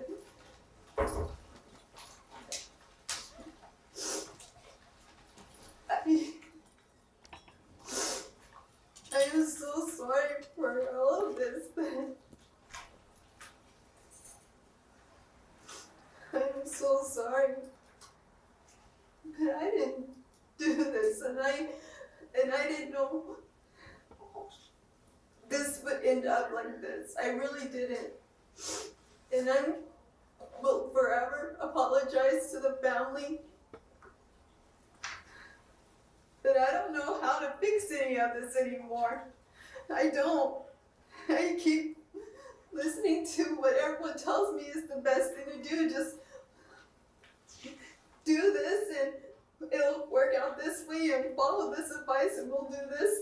And I keep listening to the people because they keep saying this is the best advice. It doesn't turn out the way they tell me it will. And it just gets worse and worse. And I don't know what to do anymore. Judge, I'm not comfortable with this record. I'm willing to let her out of her plea if the court is inclined. I don't know how to face this. All right. It's just, this wouldn't be appropriate. I completely understand. Let's go to trial. All My right. favorite part is coming. Ms. Michael, Judge Mr. Giordano says that he's willing to let you out of your plea and he's willing to try this case. And you understand that he's willing to try this case on an open murder. So a jury can convict you of a first-degree murder. Do you understand that? Or do you want to talk to Mr. Patrick about it? I don't want to talk to Mr. Patrick. He didn't listen to anything I Miss said. Michaels, I need you to understand what I'm saying to you and answer my question. Yes. Do you want to withdraw your plea and go to trial? Yes, please. All right. This plea is going to be withdrawn. Ms. Patrick, I need you to have some discussions with your client Your about. Honor, I move to withdraw at this time. This case needs to go back to the appointed counsel.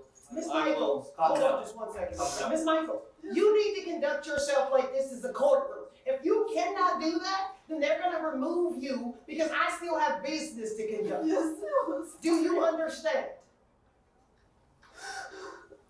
Mr. Patrick? Judge, respectfully, I move to withdraw and have this case sent back to Office of Appointed Counsel. I am not in a position to accept appointment on this case should it go to trial at this time. All right. All right, I'm gonna have to reach out to the Office of Appointed Counsel and get her a lawyer that's going to be appointed with the understanding this case is 2 years old. This case is not going to sit stagnant and wait and wait and wait around for a trial. So I'm going to reach out to Ms. Bush myself and have a discussion with her in regards to the appointment of counsel because this is not going to be, this case has been delayed extensively, and this case is not going to further be delayed so that there is no justice for everybody. Yes, Your Honor. So a lot has changed in less than 10 minutes. Now Devyn Michaels will go on trial, and the attorney she has, or now had, said that he's removing himself. But like you heard the judge say, she'll now go on trial for open murder, meaning it's possible a jury might find her guilty on first-degree murder, meaning the possibility she had of parole won't be there if she's found guilty. I'm joined now by criminal defense attorney Sky Lazaro. Sky, always great to see you. You know, I gotta ask, how often do you see a defendant revoke their plea right before they're about to be sentenced? You know, this is one of those things that happens. It is unfortunate, but I think we've all been there at some point in our career. I spent the first part of my Now, was she, this woman, this Sky Lazaro, was she Corey Richards' defense attorney for a little while before Corey got her to bring her in white strips or whatever? We'll keep watching that in a sec.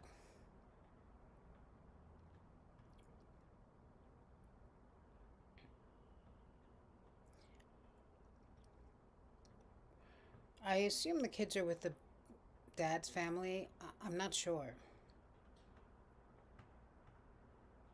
I don't know. I have a feeling he doesn't have siblings for some reason, but I always had that feeling because I don't have siblings. I assume everyone's living the same life I am. But also, they didn't mention any, and I don't know.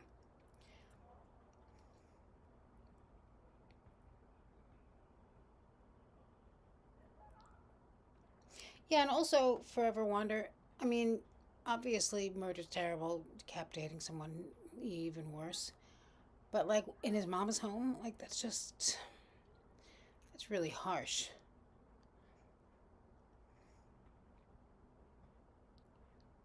Yeah, she's right. Thank you, Caroline. I thought it was Corey Richards. It's, yeah, she's very pretty. I agree, Sky Lazaro. She has like a very like that beautiful like almost Disney villainess look. You know, she's. I knew at Bloodbath. I knew we had a connection somewhere there. There's someone else who doesn't too. Michelle DeMatteis. I don't know if you know her. And reporting live from my sofa, and my friend Nicole, who's in the chat.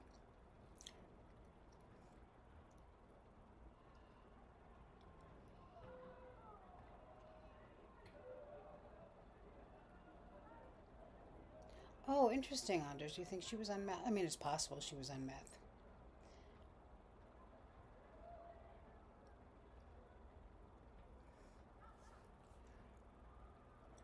I also think it's interesting, you know, because now we always put everyone, like, we compare everyone to the criminals we've known, particularly Sarah, because we've spent the last several years talking about her.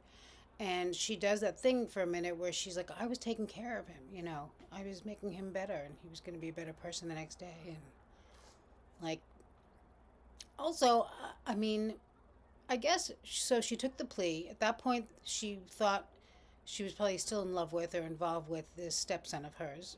He was like, I'm a bounce. And she was like, shit. Then she's sitting there in jail and she's probably like, this sucks, you know? And I feel like, and I said this in the video, a short video I did about this, but I feel like inmates are, you know, they talk to each other about their cases and everything else almost exclusively because they're always around each other and nothing else to do. And they see other people getting a better plea or having the charges dropped on a technicality or whatever it is, and they start to think, well, maybe I can do better. Maybe I got a bum rap. Maybe she convinced herself that she was lied to or misrepresented or even innocent. I mean, who knows how this mind works, you know? my career at the public defender's office here in Utah and Salt Lake City, and it happens. You get a deal worked out, and then your client gets up and says, "Hey, I want out." It's very difficult procedurally and from a legal standpoint to revoke a plea once you've entered into it. Well, and how come? How come that's the case? So when a person pleads guilty, they usually sign a plea form, and then the judge goes through what we call a plea colloquy. And one of the things that they ask them is your plea knowing and voluntarily given? Have you been threatened, coerced, or put under any sort of duress to enter this plea? Have any promises been made to you other than what's been? She's one of these women who has like a different look. Although she always looks different. I would not recognize her there. contained in the plea agreement been made to you to make you enter this plea? Are you satisfied with the advice of your counsel? They go through all of those things, and then they tell them you can withdraw your plea, but it's really narrowly tailored, and it has to be withdrawn prior to being sentenced. And it usually revolves around, was it a knowing and voluntary plea? And this was litigated in this case. It sounds like, they filed motions on it, and the judge ruled against her just, I think, several days ago to revoke her plea in this case. Yeah, and it's interesting, the turn of events, plus just kind of Devyn Michaels' very emotional reaction to everything too was pretty surprising. It's something, that part I will say you don't see too often. And I'm curious to know, Scott, do you think that she was trying to buy herself a little more time, or do you think that she really believes that she's innocent despite what feels like overwhelming evidence against her? But I know we were talking a little offline about how she never copped to decapitating Jonathan. Right. So this plea agreement, when you're facing a murder charge, you're looking at the potential of life without parole. In Nevada, I think you have to do, on a first-degree felony, 20 years before you're even eligible for parole. So this plea agreement was really quite favorable to her. It was a stipulated sentence. It was second degree. Second-degree murder is a reckless mindset instead of an intentional killing. And all that was contained in the plea statement was that she delivered the final blow that killed him. Nothing to do with the decapitation. And the agreement was after 15 years, she's eligible for parole in this case. And do you think it's possible that there's some other alleged killer just out there kind of who might be responsible for the beheading, and she just was the one who had did the final blow? Or do you think it's possible that she might be kind of pulling the wool over everyone's head? Anything is possible. We're not privy to all the facts in the case. She made a lot of allegations that evidence had been tampered with. It sounds like that was addressed at a prior hearing, and both her former defense attorney and the state essentially told the court we didn't find any evidence of that. And then she just sort of melted down in this case.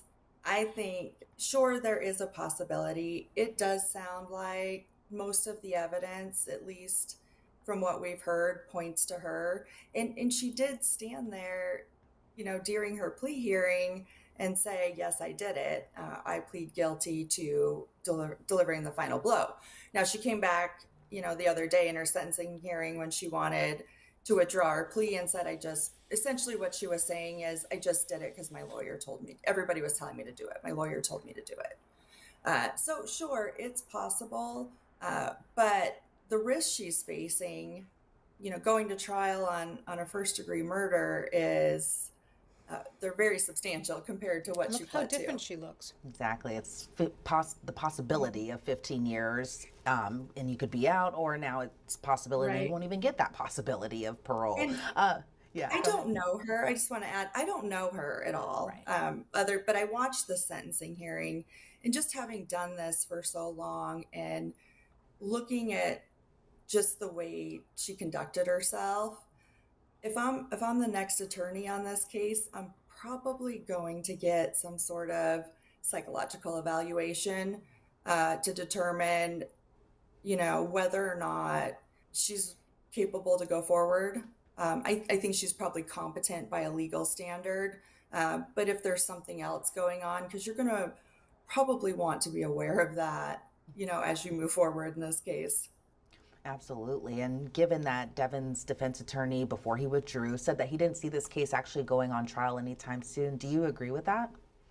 I do. Murder cases take a long time to get to trial. I mean, we've watched, there's a bunch that we've watched in the media that have covered just this past year. These cases take a couple years. And so now you're talking about bringing on a new attorney. She's making allegations that things have been altered or evidence has been tampered with, that she has additional evidence. So there's probably going to have to be additional investigation that the defense team is going to have to do. Plus, you just have to balance that against a court docket. I think the judge did a good job in this case of saying, I acknowledge we're going to have to get newly appointed counsel, I think her defense attorney had no option other than to withdraw under the rules of professional conduct. I think the prosecutor did the right thing by just saying, I'm not comfortable. If she wants out, I don't Oh, want to I'm fight this sorry, appeal Margarita. battle. Let her out. We'll go to trial on That murder. sucks. That's fine, right? And he was quick to say that too. Yeah. And I'm if just gonna pause this for a second because a few people came in I wanted to talk to. Prepper, try again. You might have a wrench now. And hi, Linda McMahon. And someone said hi to Jessica, but I didn't see her in here. Where are you at, Jessica? Someone on the street, I don't know if you can hear them saying, hey. Unlike Hear Me Out, I don't make you pass a whole quiz and take the SATs to get a wrench.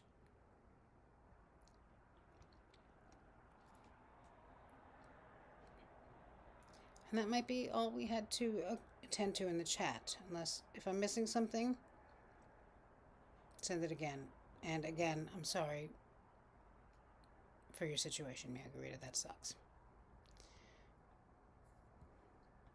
if he believes that his office tampered with anything or the law enforcement Yeah, tampered, the problem, sorry, but this is also very important. The problem with the hairdo on this woman, who we've just all agreed I think is nice looking, is that, not that looks are important, but I mean, you know, her ears are a little too big for this pulled back thing. Maybe I'm just not a nice person. tampered with anything, he's Like Kim. probably not saying that. He's probably trying to keep the plea, right? Yeah, exactly. But I don't anticipate this case. I think the judge was pretty clear that, look, she's sitting in jail. We're not gonna let this languish forever. It's already, you know, significant amount of time has passed since she was, you know, since he died and she was arrested. But at that, it's still going to take, you know, the better part of probably a year to get this case to trial. Yeah. The court dockets are busy, you know, so you've got other cases that are already set. You know, there's a lot of factors to consider. Yeah, and of course it's Vegas too, so that means that there's a lot of cases going on because Clark County is pretty busy a lot of the time. You know, and as a criminal defense attorney who may have had difficult clients in the past, maybe one or two, maybe possibly more, maybe possibly less, I'm curious, what's it like defending a client when there's kind of this animosity there that you may not possibly be able to work with? It's really hard, and it's harder when you're court appointed. You know, when you're a private attorney, and the relationship crumbles, you know, you sit down with your client and you say, look, you need to be able to trust your lawyer. We need to be able to work together to get the best outcome for you. And if you don't feel that way, you know, you need to find someone else that you feel comfortable with. Now, whether you know, refund retainers or however you work that out, it's a lot easier when you're being paid or retained privately. When you're court appointed, it is really difficult because you get a lot more difficult clients in most respects. You get more difficult cases like this where, you know, they're pretty egregious crimes. You know, this. Does anyone know if this attorney that she has, who is also Robert Tellis's attorney or co-counsel, considering he insisted upon doing a lot of things himself that he should not have, was he court appointed for Tellis, or did Tellis have him, like, was paying him on retainer, or like not on retainer, but, you know, was he paying him? Because I thought he was paying. I would have thought that Robert Tellis had a paid attorney, a hired attorney, but there are lots of attorneys in practice who do pro bono work, most of them actually. So I don't know. He was a good choice for this because he obviously does not shy away from high-profile, difficult clients. This is a terrible crime. You know, they still haven't found, you know, part of this poor man's body. Yeah, and they won't. And, you know, so you have to try to rehab that relationship the best you can, because courts and judges, at least in our jurisdiction, and I would suspect this is probably true across most jurisdictions in the country, just because somebody who has a public defender walks in and says, I don't like my lawyer, they're a public defender, I want a new one, you're not getting a new one. Yeah. You know, unless the relationship has really deteriorated, Nevada. or you can make an argument under the rules of professional conduct He was that you court can't appointed continue the to her. representation. I just don't know if he was but court it makes appointed it to really tell hard us. because you have to spend then a lot of time trying to build that relationship, you know, so that they trust you, so that you can adequately defend them. But I see it. Quick recap. She killed her baby daddy. She was with this guy, John Willett, I don't know which. They were together for many years. She apparently, I don't know, I think it's true, but also it's better, it's more scandalous, so it's been put out there a lot more than probably necessary, that she was a former PORN star. She dabbled in, sexy films, and she was with this guy for several years. They had they had two little girls, and he had, from a previous marriage, a son, her stepson. When they separated in 2022, she stayed in the home. He moved to his mother's house close by. He got full custody of the girls. She stayed in the home with the stepson, who at 27 was still living there. No problem with that. I mean, I'm not judging. I'm just giving the facts here. And she married the stepson. She didn't, for obvious reasons, didn't mention it to anyone else in the Willett home family. But she married him. She claimed for practical reasons, like health insurance and stuff like that. But, yeah. And then she went over to the other house, told her ex-baby daddy. They were supposed to be rekindling things, by the way. He wanted to be back with her. He was moving back in the next day. He parked his truck cattywampus, and we all know that never ends well. So she killed him, chopped his head off, as you do. They never found his head. His poor mother called 911, not sure of what went on there, for obvious reasons. And now we're here.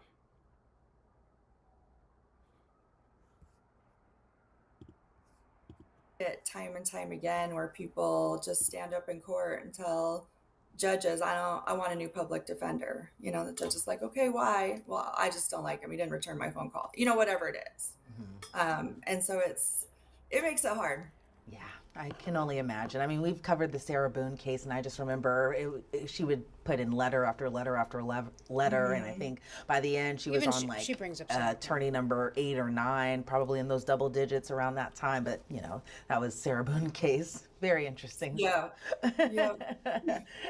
But Sky, as far as possibly Devyn Michaels, now that she's going to trial, or what looks like she could be going to trial, do you see, because of the reaction she had in court prior to what was supposed to be her sentencing hearing, that it's possible she might want to take the stand to defend herself? That's a tough one. Probably not. As her attorney, I would probably advise her not to take the stand, largely because she's probably not going to listen to what you tell her to say or do. And, not that attorneys tell their clients what to say, but you help them. This is how you answer a question. This is, how, tell the truth, but this, there's rules. Right. She's not going to be able to do that. She's going to get up there and say whatever it is that she wants to say, I would suspect. And it's not going to go well for her. Jurors are not going to be sympathetic. It's going to make her look crazy, like she did it. Yeah. So, especially since but it's so that being, yeah. Right. That being said, there are several decisions that clients alone get to make. Mm-hmm. One of them is whether or not to enter a plea. Another one is whether or not they want to testify on their own behalf. They have a constitutional right to do so. And if they choose not to, it can't be held against them. And as an attorney, you try the best to counsel them about what you think is best for the case. But in the end, it gets to be their decision. I have tried cases where I have begged my clients not to get on the stand, and they were determined, and it ended exactly Oh, yeah. the way you expect it to. I know. I'm always thinking back to when the defendants get on the stand. Sometimes it does work in their favor. Other times, and more often than not, it really doesn't help at all. But we'll see in this case, I guess. Right. Skylar, Zara, I want to thank you so much for your time and your insight into this. Before we sign you off, though, where do you think everything goes from here? I think the first thing that needs to happen is she needs to get reappointed counsel. So they're going to have to, I'm sure they have a commission or a committee that does that. And then they're going to have to get up to speed. She said, I think the judge said a status hearing for July 31st. I think they're probably hopeful that they at least know where they're going in terms of appointing someone to represent her. You know, this is also a murder case, so you have to have someone who's qualified to do and experienced enough to do murder cases. And then, you know, they're going to have to get up to speed and probably litigate this case. I think we're going to see a lot of pretrial litigation in this case. There was some mention about her statement that she was in maybe a psychological state when she talked to the police. So, you know, I could see some litigation to suppress the admissions that she made to police at the time. So I think, you know, first things first, we have to get a lawyer and give them, you know, time to get discovery and get through the case and then kind of formulate a plan from there. Yeah. So big next steps is lawyer, hearing, and then we'll see what all happens. Right. Skylar, Zara, I want to thank you so much for your insight into this. I really appreciate your time today. Thank you. Now, the judge did schedule another hearing in this case for July 31st, but as of... Doesn't matter. Let's see if we can see her stepson on the stand. That was easy. I'm just pausing for, you know, fair use and to run La Boca. Hi, Lutheros. Welcome in. If you were here before, I didn't see you. I'm sorry. I agree, of course, that a lot of time this industry that Ms. Michaels was in can do a lot of damage, and I think that a lot of, but not exclusively, damaged people go into that industry. But I'm sure we all agree that it's not an excuse to cut someone's head off.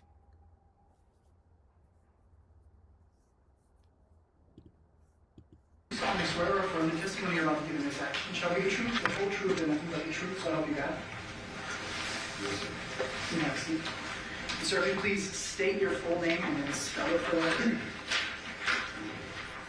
Devyn Michaels. Can you spell that for us, sir? Devierwillette. Thank you, sir. Whenever you're ready, sir. Devier, how old are you? 29, sir. I can scoot this up so you don't have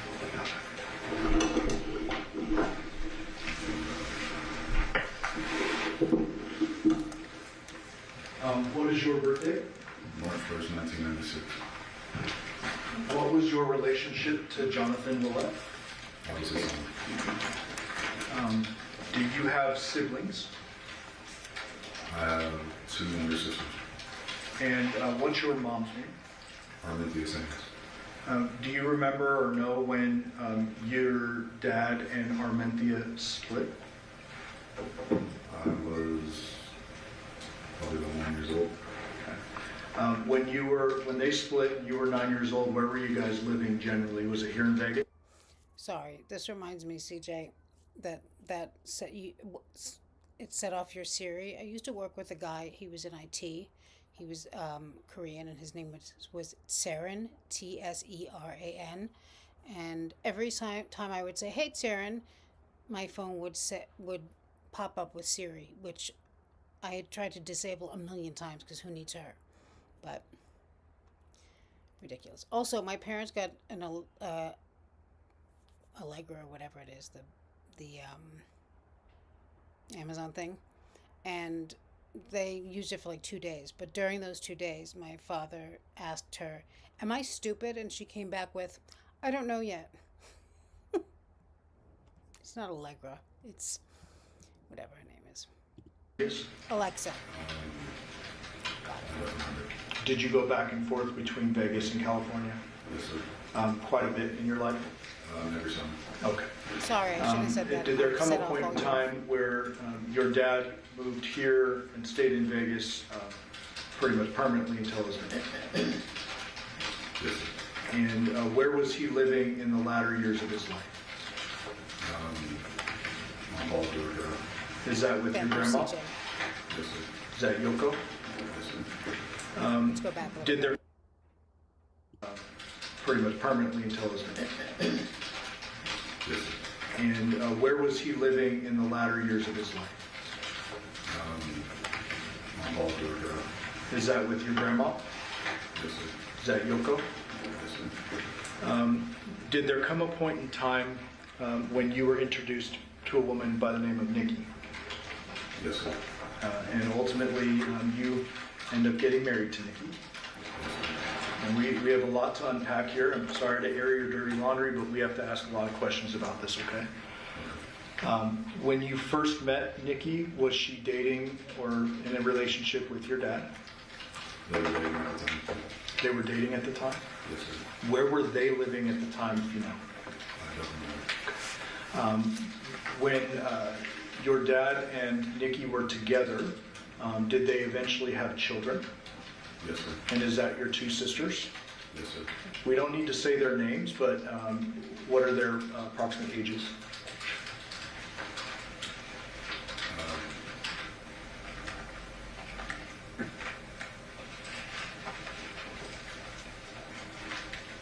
I don't know. Okay, that's okay.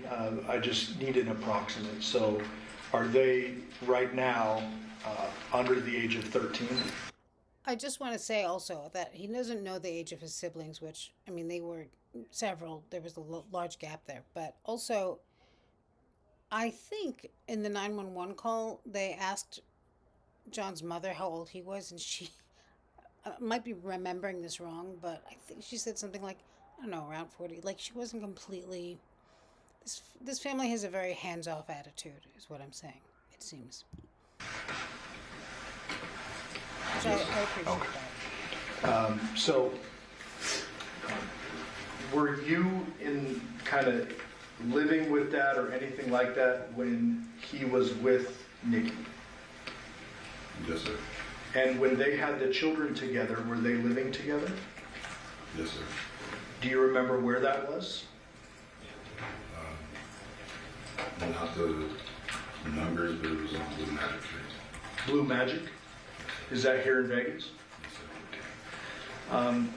Before the girls were born, did there come a point in time where you and Nikki became intimate? Or was it after? It was after. Okay. So girls are born. Do Nikki and your dad stay together after the girls are born? Yes, sir.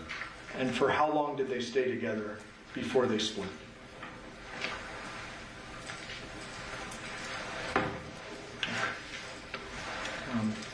He's cute. When eventually, after the girls are born, do you and Nikki enter into an intimate relationship? This poor kid. Yes, sir. About how old were you at that time? 19. So 19 years old? Yes, sir. Do you know how old she was at the time? No, sir. How was it that that relationship kind of started?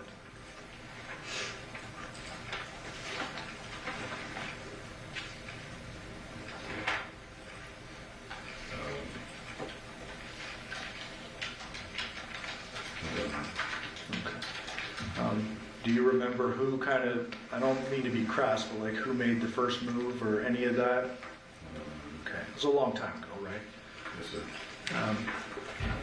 While you were intimate with Nikki initially, was she still dating your dad? Or in a relationship with your dad? Yes, sir. Hi, Boomship. Does it embarrass you to admit that in front of a bunch of strangers? Yes, sir.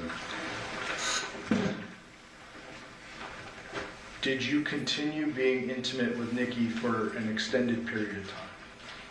Yes, sir.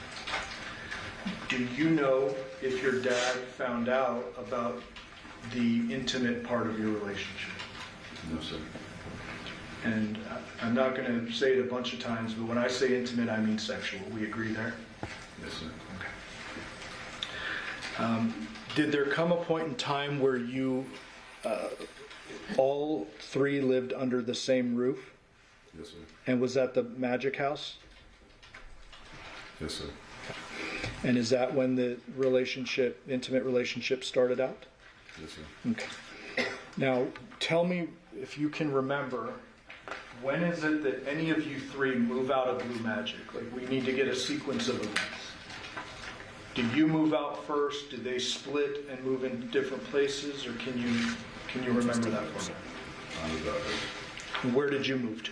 I moved back to California. And where did you stay in California, if you remember? 187 Poly Circle. Was that with... So he's not the dad. He's there. This is the stepson of the defendant, and I'm answering Nicole's question. He is not sure of his stepsister's ages. They're like 20 years younger than him or something, or 15, like that. He's not that involved, apparently, even though they lived under the same roof for a long time, and yeah. So the stepbrother, he's their stepbrother. He doesn't know their ages. The father is no longer with us, thanks to the defendant. Other family? Yes, sir. Okay. Eventually, do you move back to Vegas? Yes, sir. Do you remember what year that was? No, sir. Okay. When you do move back to Vegas, after moving to Cali, you move back to Vegas, do you move in with Yoko at the Paladura address? No, sir. Where did you move that time? Back to the Blue Magic House. Okay. Did you then leave back to California for a second time? Yes, sir. Okay. And while I stepped one step too far ahead, when you moved back to Vegas the first time, you moved into Blue Magic. Who was living in Blue Magic? My father, Nikki, and Jeanette. The two girls? Yes, sir. Okay. Was there some kind of discussion with Nikki at that time about being pregnant? Yes, sir. Describe that for the jury. I moved back to California, and I was told that she was pregnant with my child, and if I didn't move back, she was going to have that child. So she tells you this? She told me that. So you had gotten out of the situation back in Cali, and you, I presume, talked to her over the phone or something? Yes, sir. She tells you she's pregnant, it's yours, and unless you come back, she is going to have the child. Yes, sir. What did you do in response to that?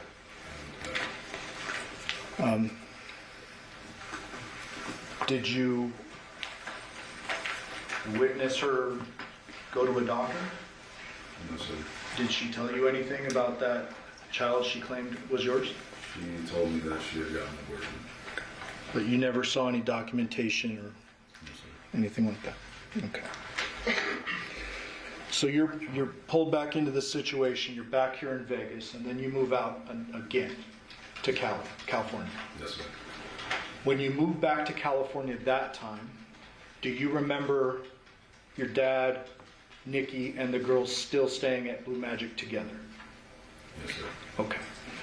So then you go back to California, and when is it that you return?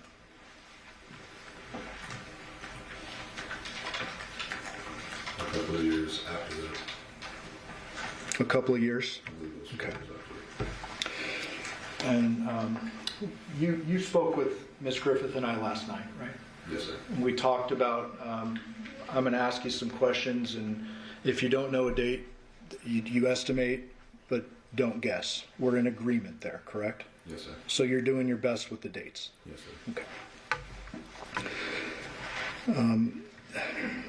When you moved back this time, were the girls living with Nikki and just Nikki?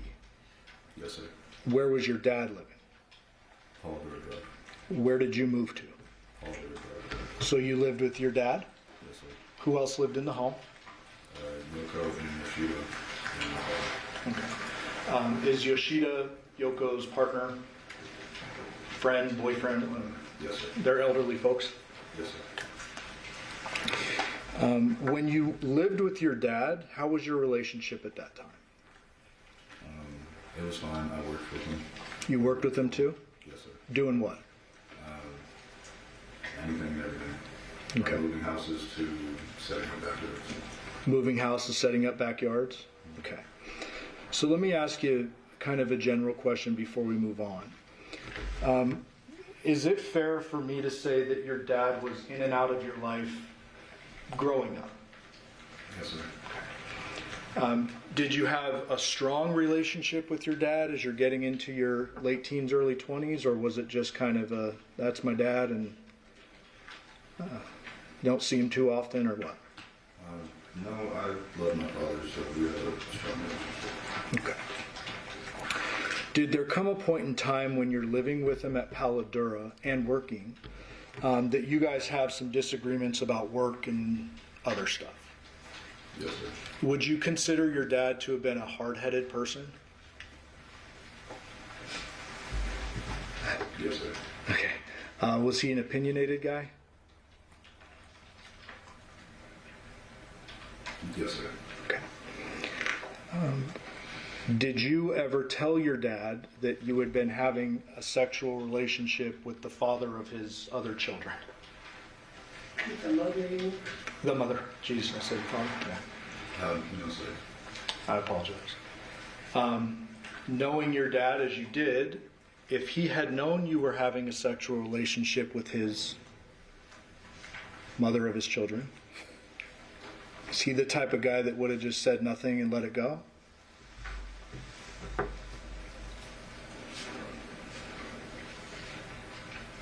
Yes, sir. Okay. So, Just a quick interruption on a personal note. Nicole, if you're watching still, like you were 2 minutes ago, this young man, Catherine, our friend, I don't know if you ever met her husband. I feel like you must have. I'm not sure, Danny, but he reminds me so much of him. That's all. Sorry. you never tell him. I don't want to ask an obvious question, but why not? I couldn't go with the courage to do it. Okay. Eventually, do you move out of the Paladura? Just 1 second, Mr. Dunn. You can't hear him? Okay. And I'm sorry, sir. Your voice is thank you so much. Yeah, because he's talking too low. It's almost like he doesn't want to be there.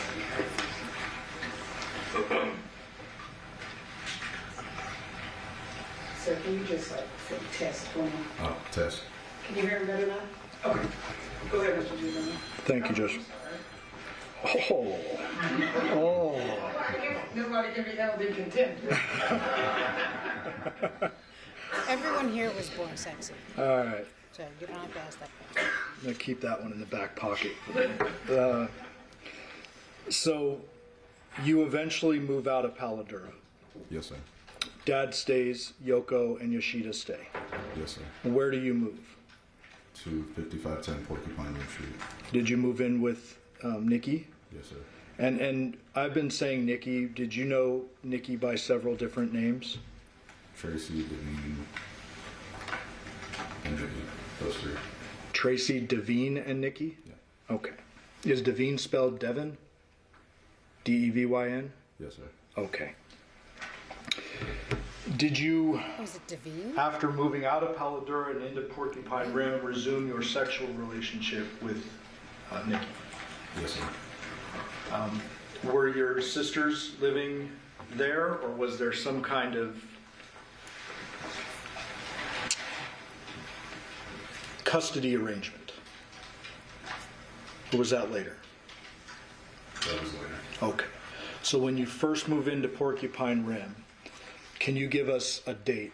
a year, an approximate year, anything like that? And if you need to use the date of your dad's death, August 7th, 2023, as a point of reference counting back,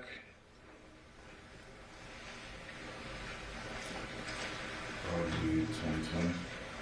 probably 2020? Actually, I don't know. Okay. So you live at, can we agree that you live at Porcupine Rim at least a couple of years with Nikki? Yes, sir. Okay.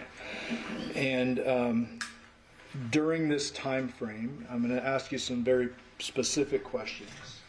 Did there come a point in time when the family court became involved in the custody of the children? Yes, sir. Did Nikki lose custody of the children? Yes, sir.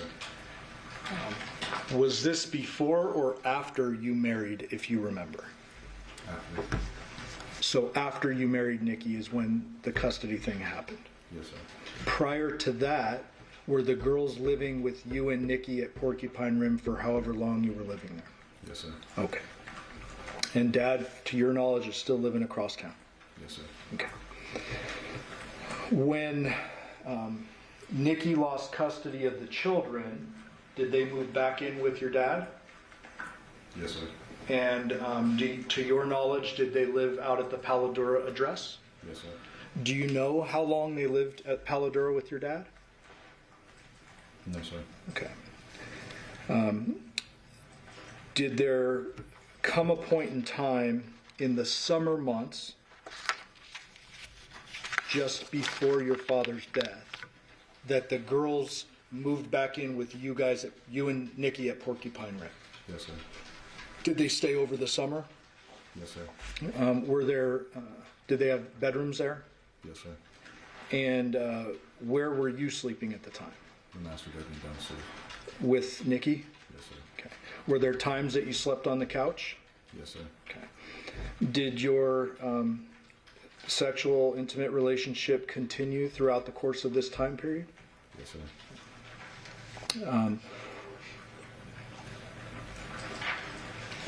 I hate to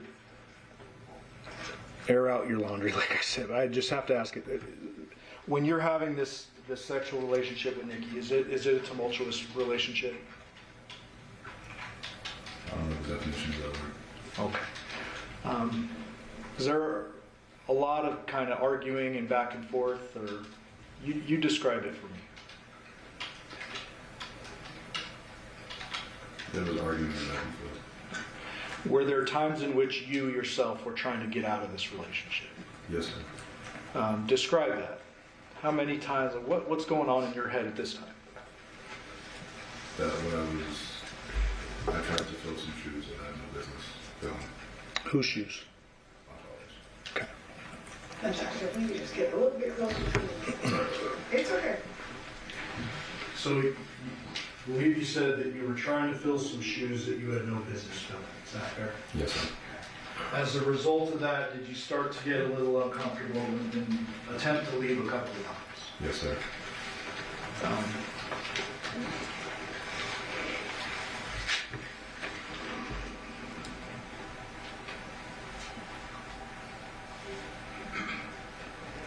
Did there ever come a point in time, and I want to be precise here, prior to you learning of your dad's death, that you learned he was going to move in to the Porcupine Rim address?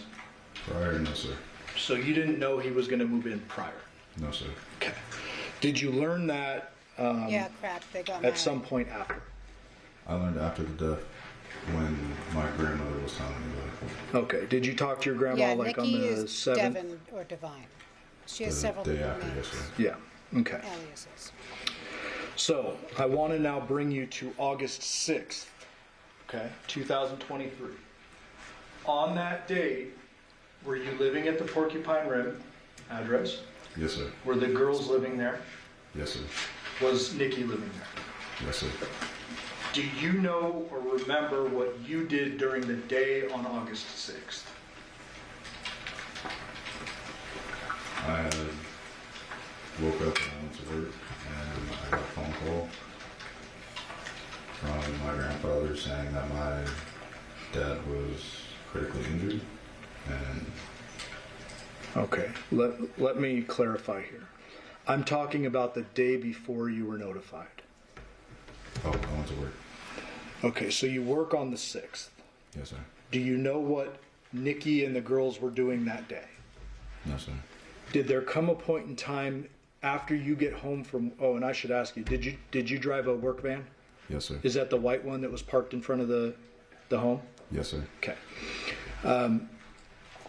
There's another vehicle out front of the home. Whose was that? Not the Nissan Armada, but the little sedan. Oh, that was my vehicle, sir. Was that operable at the time? Yes, sir. And did you drive it? Yes, sir. Okay. The night of August 6th, you get home from work. Do you remember a point in time where you saw your dad at the Porcupine Rim address? Yes, sir. Describe that for the jury. So I just got off of work. I was helping with the girls with their homework, and I believe I went into the garage and I saw my father bringing over a bunk bed and a desk for the girls, and his back was turned to me, so I closed the garage door. So you didn't talk to him? No, sir. How was your relationship at that point in time? He does seem young. We hadn't talked for a while. At some point prior to that, had he learned that you had actually married Nikki? Yes, sir. How was that conversation, or if you had a conversation about it? He sent me a text message asking, or saying, I don't know what you're doing, but it's not right. And I responded with half of what you know was true and the other half isn't. Okay. So your dad clearly knew you were formally married. Yes, sir. Do you remember the date you got married? I didn't know that. No, sir. Did you ever get divorced? No, sir. Is that something you would like to do? After this, yes. Okay. still Once this legally trial is married. done? Yes. Aha. That night when you see your dad moving the girls' stuff into the garage, you don't talk? No, sir. Okay. What did you do after that? Did you just go back inside or what? I went back. I have another superficial question. How did she get this hair? We saw her a few months ago at the hearing, and she had like short hair, right? And now she's got like this long, kind of spiced ginger hair. Isn't she incarcerated? How did they? Is she? What happened? Like, how'd she pull that off? Back inside and I continued watching the movie with the girls. Okay. Tell the ladies and gentlemen of the asking for a jury kind of how the night progressed from there. So I continued watching the girls, watching the movie with them, and Nikki had told me that she was going to go help John move some things, and I said okay, so I stayed at the house. We continued watching the movie, and I believe when the movie was over, I had put them down in bed, and I myself went to sleep. Do you remember where you put them down to bed? Yes, they had individual rooms upstairs. So I took them upstairs, I had them change into their pajamas, and then went to bed. Okay.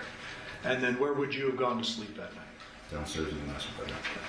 Do you remember texting Nikki saying something to that effect?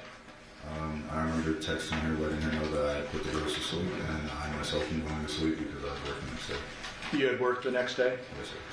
What time did you But typically Carolina- work? I believe, Okay. But it wasn't this color, though. Wasn't it dark, like...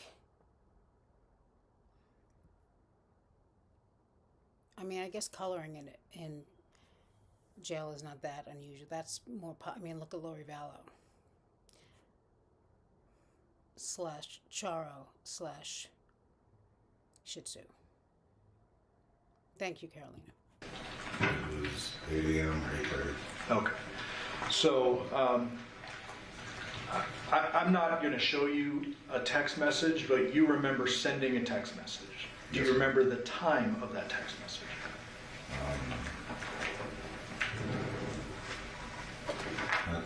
I believe it was 10 p.m. Okay. And so, after the text message is sent, do you remember receiving a response from Nikki, or you just go to bed? I just went to bed. And if I didn't ask you, where did you go to sleep? Downstairs in the master bedroom. The normal place you sleep. Yes, sir. When you went to bed, was Nikki home? No, sir. And that would be why you sent her the text, correct? Yes, sir. Do you remember waking up at any point after falling asleep that night? I remember waking up around 2 to her getting in the bed, and since I had work early in the morning, I didn't ask anything of her. I just looked over, I saw her, and I went back to sleep.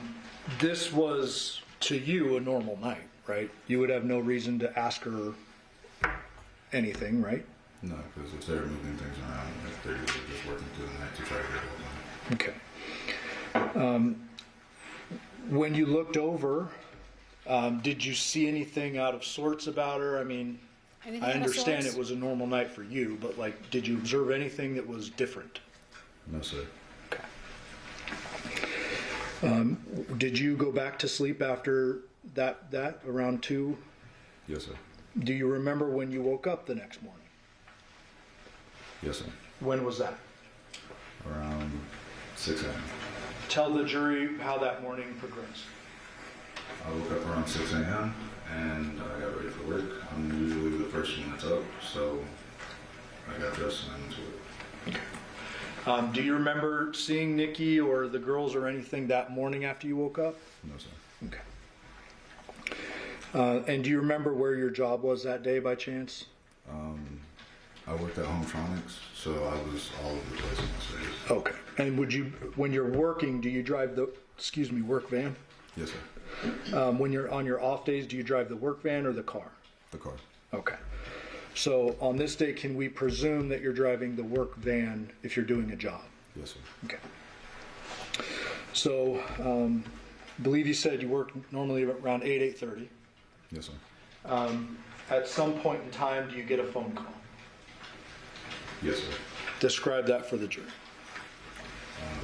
It was a phone call from my grandfather saying that my father was critically injured and he's in the hospital.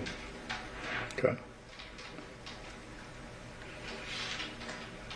Okay. When your grandfather tells you that, what do? I proceeded to call my boss to take off of And did you learn a little more information from another family member after that? it. Yes, sir. What was that? That he had passed away, and I didn't get any information on how he actually passed away. It was just that he passed. Okay. So initially, the first call, critically injured, but you tell your work, hey, I got to go. You learn after that he's passed. Yes, sir. I guess where do you go from work? Straight on. What do you do when you go home? Get drunk. Get out of sorts. Started drinking. Okay. Did you drink back then? Yes, sir. Do you remember before you You should be started drinking now, too. if the girls A lot. or Nikki were home when you arrived home? No, sir. You don't remember, or they were not? They weren't home. They were not home? Okay.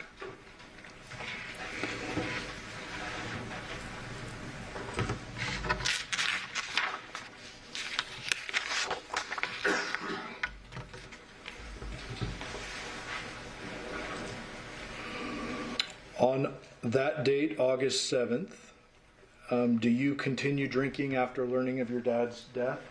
Yes, sir. Do you remember the next time you saw Nikki? I don't. I drank myself to sleep for the next couple of days. Okay. So is it fair to say those couple days, after learning that on August 7th and maybe into the 8th, maybe the 9th, you're drinking pretty consistently? Yes, sir. Is it a bit of a blur for you? Yes, sir. Okay. At some point in time, do you remember police coming to the Porcupine Rim home? Yes, sir. And did they come inside and they do a full search and everything? Yes, sir. Do you remember what day that was? No, sir. Okay. I want to ask you some questions about items in your home. At the time you were working for Hometronics, correct? Yes, sir. You had the work truck. Yes, sir. I presume you had some tools. Yes, sir. Were there times in which you had saws and stuff like that? Yes, sir. Do you normally carry a saw, or is that something you use for particular jobs, or how does that work? I had a drywall saw inside my bag along with a screwdriver, a flathead, an electric drill, measuring tape, leveler. Okay. Electric Is there a decapitator. safe inside your home, or was there back then? Yes, sir. What was that safe used for? Heads. Guns. Did you have guns? Yes, sir. How many do you have, or did you have back then? 3. Are you you're allowed legally to possess guns, right? Yes, sir. So you have 3 guns. Are they handguns? Yes, sir. And that you have this Sorry, any just conversation with her fast-forwarding about past your the dad's Gs, passing? just in case. I believe it was the night shift. The night that I found out, I was drinking heavily, and I believe she came home and said, "I'm sorry that this happened," and I kind of just wanted to be alone. Okay. You eventually, during the course of that search of your home, you're interviewed by police, correct? Yes, sir. And you understand that was recorded. Yes, sir. At some point in time, you give a lengthier interview, correct? An interview. Oh, yes, sir. And with that, you understand that was recorded as well. Yes, sir. You ultimately learn that Nikki is arrested, correct? Yes, sir. When is it, if you remember, that you learn she's arrested for the murder of your dad? I want to say a week afterwards, maybe 2 weeks. Okay. So somewhere in the range of a week or 2 weeks after the actual death. Yes, sir. In the interim, before she gets arrested and after your dad's death, do you remain at Porcupine Rim? Yes, sir. Do you question what happened to your dad? Yes, sir. Are there a lot of kind of unanswered questions you have during that time frame? Yes, sir. Did there come a point in time after her arrest that she contacted you from the detention center? Yes, sir. And Judge, we would move to admit 631, which is a recording of that contact. No objection. Thank you. 631 will be amended.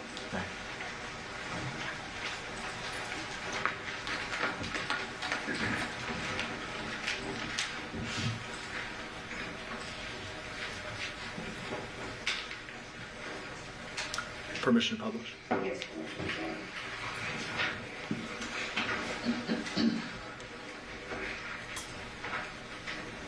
This kid, if he doesn't still drink, he's gonna have a real, not gonna know what to do after this. This guy, this man, young man.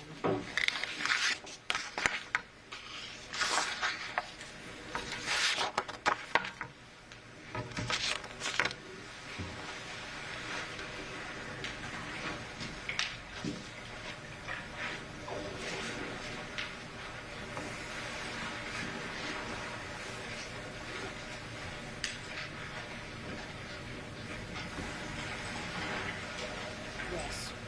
Characteristically.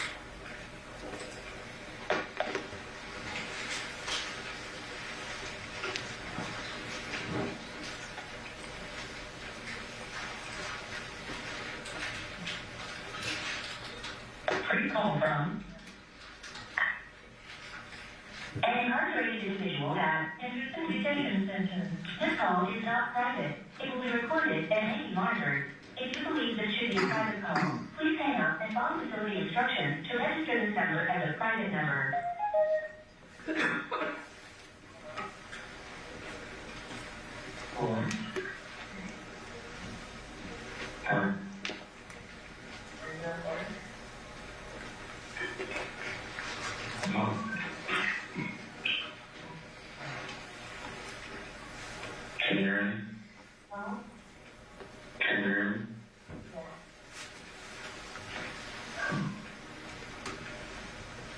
Can you tell them for that?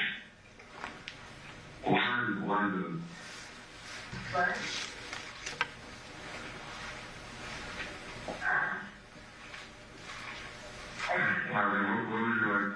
What would you like to talk about? Yeah, Joette, that's where the defense seems to be going with this, is kind of setting him up, right, in their opening statement. And they made a big deal about the fact that his job is installing home surveillance, so he would know where all the cameras are. But as we know from Brian Koberger and them and every other criminal in the last 15 years, let's say, to be overly fair, there are other cameras, you know, on the roads and all that. Other neighbors have cameras. And also Las Vegas, or certainly, I mean, I think they were in Las Vegas proper. I'm not proper, but like, you know, the state, I'm not sure, or the town, whatever it is very dangerous. They're mostly, to my knowledge, and I lived there for a while, gated communities because it's so dangerous. So I'm pretty sure that every house had a lot of surveillance. You know, but they're not obviously going to mention that because they want to make it look like he knew where all the cameras were and how to just get by them.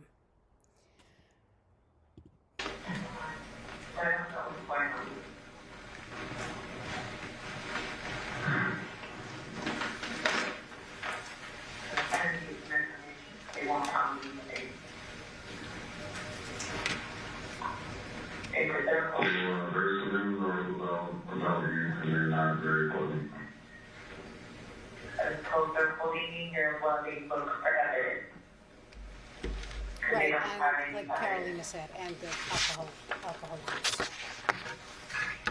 They have no murder weapon, no motive, no nothing. They're holding you here to find it. Somebody should have released started. What? You sound like you should have been released already. I have a body call here. I go to court tomorrow.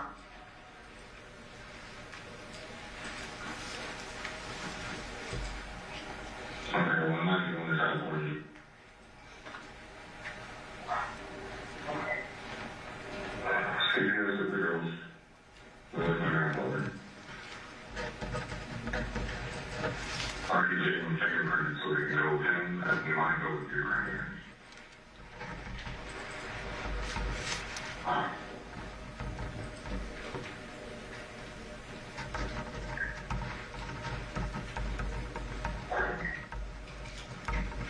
So will you get released tomorrow? I should. Yeah, they would have seen he was involved. They would have seen, they had all of their texts, they had That's what I'm hoping for. And that's what's going on. They have absolutely, yes, they have absolutely nothing on me. They showed me a picture of a bottle of for cleaning detergent, and they said, you have one in your house. And I'm like, okay.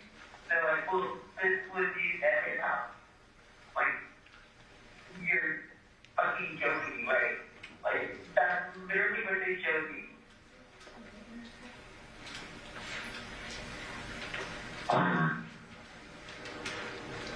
If you're getting released tomorrow, I'll leave with all that.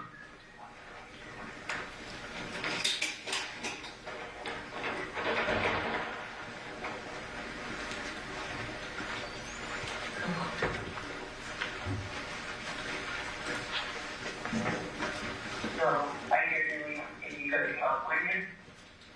I'm very planning because I'm supposed to leave. All the emails about you says you're not leaving. Oh, what about? And all of this article about you, what happened. News article? Yes. Okay. Well, I don't know. I think you get released.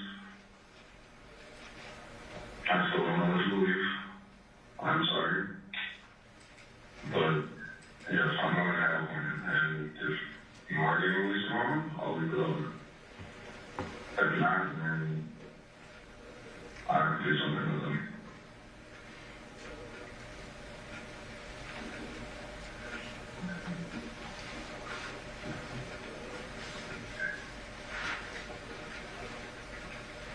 Hearing what was going on over there to get close to the girls.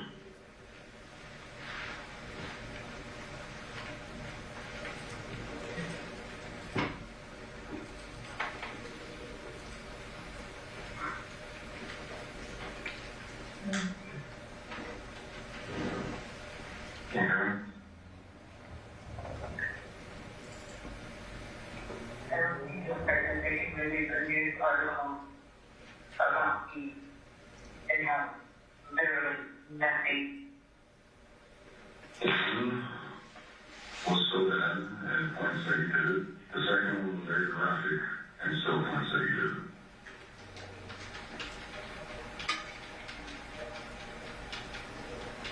Like I said, if you go in court and they release you, I still don't know what to believe, and I can't be here.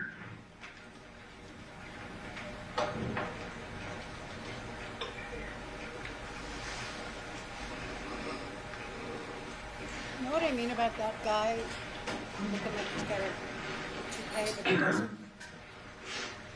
Not the gray hair guy,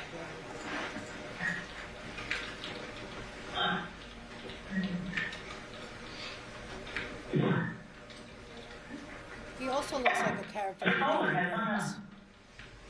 Devier, you mentioned a couple of news articles there. Yes, sir.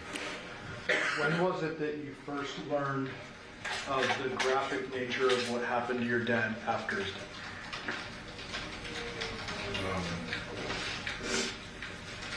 I believe it was a day prior to the phone call that I was sent an article from the Las Vegas News explaining what happened to my father and that she was involved. Okay. At the end of that phone call, somebody hung up. Who did that? She did.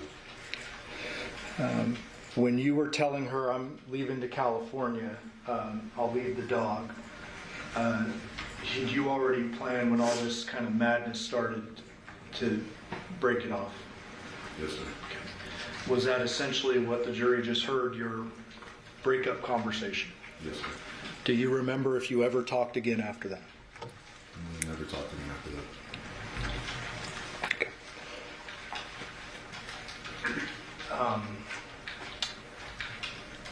Look at me.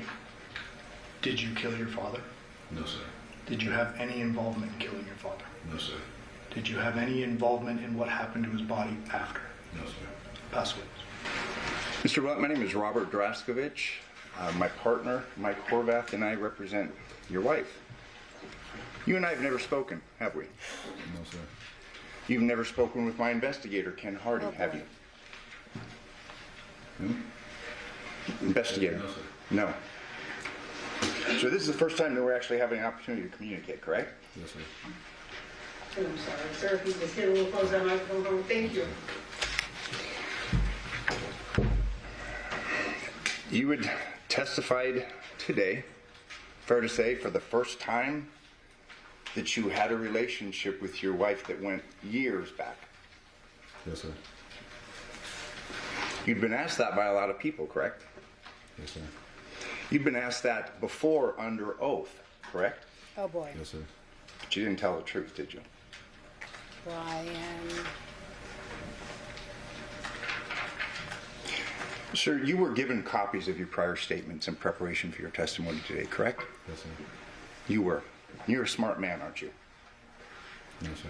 And you reviewed those copies of your statements and your testimony, correct? Yes, sir. Because you wanted to be prepared for today, correct? No, sir. I see. Sir, if you just speak up for me a little bit. You had testified today that you learned of your father's death for the first time about 1 o'clock on August 7th, 2023, correct? Yes, sir. You'd said, I believe it was your grandfather? Yes, sir. Now, you were interviewed by police just shortly after that, correct?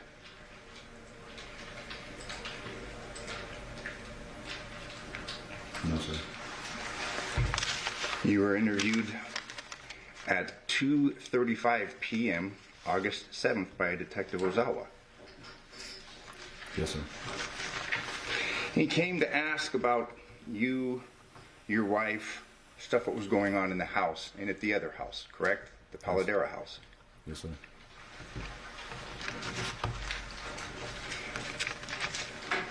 He asked you how you got along with your father, and you told him we never really got along, correct? Yes, sir.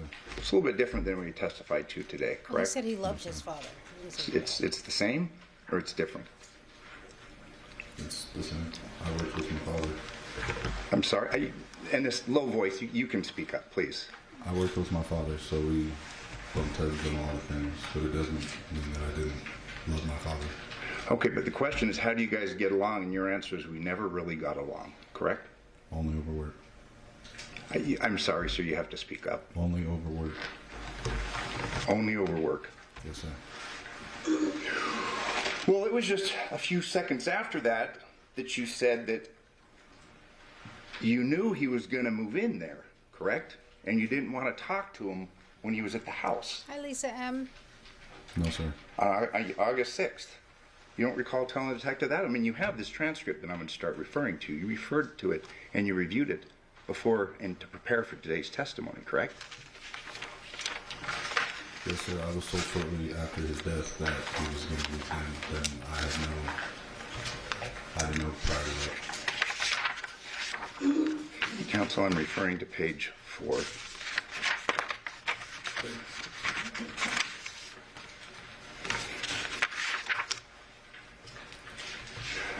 I'm sorry, I'll start on page 3. I did see him here when he was unloading everything into the garage, but I just didn't speak to him.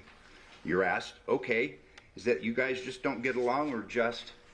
And then you stated, we never really did. And the detective says, okay. Correct? Yes, sir.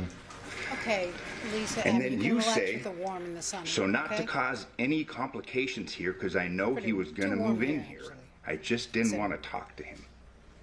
That was after the death.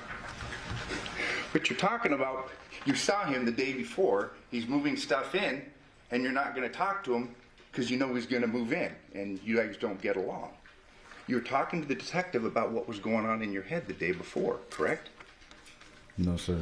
I was told that they were moving the desk and bunk bed into the house for the girls. So when you're telling the detective on August 6th, I didn't go and talk to him because I never really got along with him. And I didn't want to cause any complications here because I know he was going to move in here. I just didn't want to talk to him.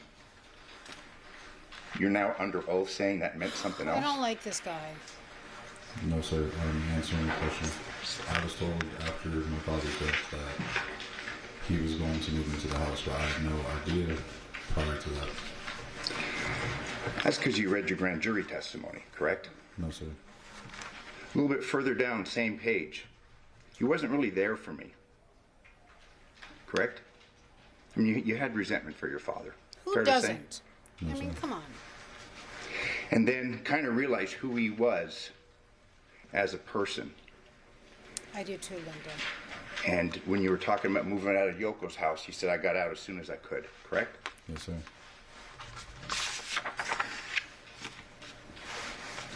We will watch the rest of this and then call it a day. But when we continue tomorrow or Monday or whatever, we'll continue with the trial because it's pretty interesting. But he does this thing.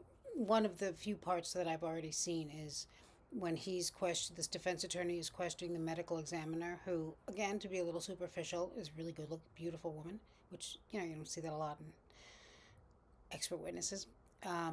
He is doing that thing that they all do when they don't have a really leg to stand on, in my opinion, where he's like, well, did you test the curtain rod? Stuff like that. And he's like, just kind of, his attitude is kind of like, you don't know what you're doing. And he questions her about things that are just kind of ridiculous. And he's kind of a dick to her. I don't like that. I don't like it. I don't like it.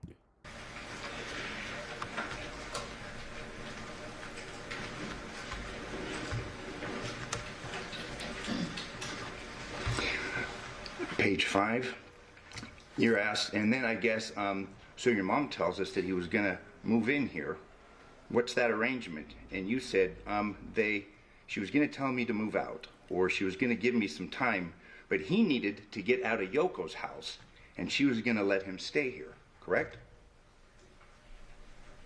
Yes, sir. And then you were gonna move out, and you say, correct? Yes, sir. So you're telling the detective who you speak to for the first time that you knew that Dad was pushing you out and that you were moving out of the house, correct? I was told that the day before. Oh, so now, you said before, until after your death, now you're agreeing you knew at least the day before that your dad was pushing you out of the house, correct? No, I'm talking about the interview. So when I had the interview with Ozawa, that's when I found out everything prior to the interview. But you're talking about not talking to him the day before because you know you don't want problems and you know that he's moving in. That's right.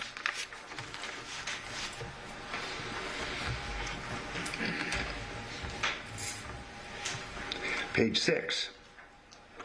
So we don't get along. So she was giving me the heads up so I can move out. Correct? No, sir. You're saying no? And I won't misread anything. I mean, these are your words. Can you repeat it? So we don't get along. This is like the third time you're saying this. So she was going to give me that heads up so I can move out. Yes, sir. And then the detective asks, and this is the second thing about your marriage. He asks you about your marriage, correct? And you say, yeah, we're married. Yes, sir. Correct? And you tell the police officer that we're certified, but it's not like we're really. Because she has a whole bunch of health problems, all that stuff. Remember that conversation you had with the detective? Yes, sir. So he asked you, so it's just like worked out for like insurance, you're saying? And you say, well, not like anything bad, but like for the girls, correct? Yes, sir. That wasn't true, was it? Linda, deploy. Which you were telling the a gummy in an detective hour. after you're Very- saying that you learned for the first time that your dad had been murdered. Disciplined. What you told him about your marriage wasn't true, was it? I was also drinking that day, I don't remember. You've read through this transcript. You agree with me that you appear to be pretty coherent, correct? No, sir.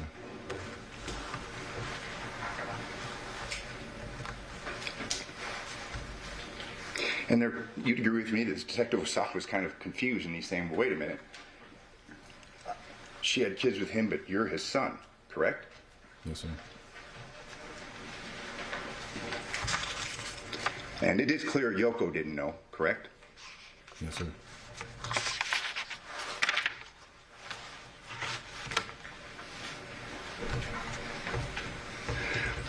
Page 7, detective asks again, trying to clarify this relationship and what's really going on. So he asks you, so I didn't know, but you're saying that you guys are married more out of convenience, not like you guys actually love each other. And you respond, yeah, we don't. It's not like that. It's out of convenience. Correct? Yes, sir. That was a lie, wasn't it? No, sir. So you're telling us that you were telling this detective the truth? Yes, sir. Then the detective asks you, but do you guys sleep in the same room? And you say no, correct?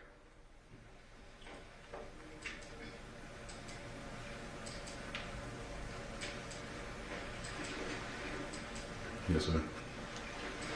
You guys actually did sleep in the same room. You slept in the same bed, didn't you? Yes, sir. But when he asked if you two slept in the same room, you said no, correct? Yes, sir. Then he asks you, are you guys intimate at all? And you say no, correct? Yes, sir. That wasn't true, was it? No, sir.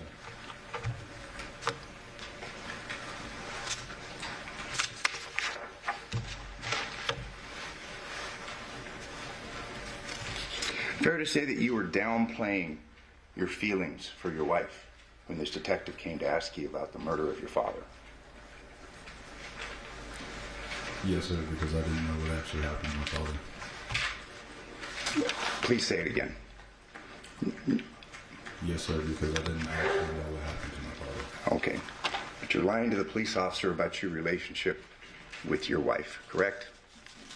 Yes, sir. So, the detective, page 8. Okay, so then you knew he was moving in, and she told you that you were going to have to move out. And your response recently, yes. It was kind of a short notice, but yeah. And I mean, I know the person he is, so I was like, okay, whatever, I'll deal with it. That's what you said to the detective, correct? Yes, sir. And the detective follows up. Okay, and that's you were going to move out. Did he knew that you lived here, or didn't know that you lived here? And you respond, no, he knows I live here, correct? My father? Yeah. Yeah. That I lived in Vegas? No, that lived in that house. The detective asked him, does he know that you live here? And you say, yeah, he knows I live here, correct? Yes, sir.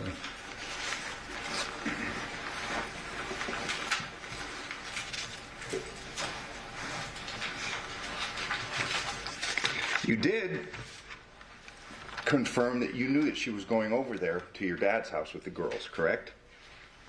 Yes, sir. That was the joint custody that they had. Yeah. And the detective, confirming that you know that he's moving in and that you're going out, asks, why was he moving out of the other house? And you said, because they all they do is scream and yell. When I was over there, my grandma would go downstairs at 6 in the morning yelling at him for the car payment, correct? Yes, sir. And you also say, I think my grandma was kicking him out, correct? Interesting.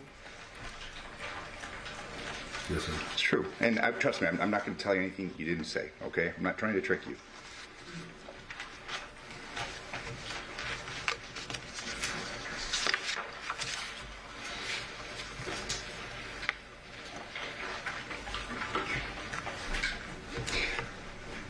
You're asked, page 10 by Detective Ozawa, bottom of the page. Okay, so then, how long has, I guess, it been planned for them to move John in over here? Your response, I have no idea. Like, it was ran by me that, because we all know how he is. And it's like, okay, if he's moving in here, and if he's going to be homeless, I get it. I can move out and go somewhere, because I have a legitimate job, correct? Yes, sir. So this isn't some one-off. You repeatedly confirmed to Detective Ozawa that your dad was moving in and that you were moving out, correct? Yes, sir. But you had the legitimate job, correct? We both had legitimate jobs. You had a good job. His job was better than me. He was a mover, part-time, correct? He did everything. Your grandmother was always angry at him because she owed him money. Fair? Fair. But you had a steady job at Hometronics, correct? Yes, sir.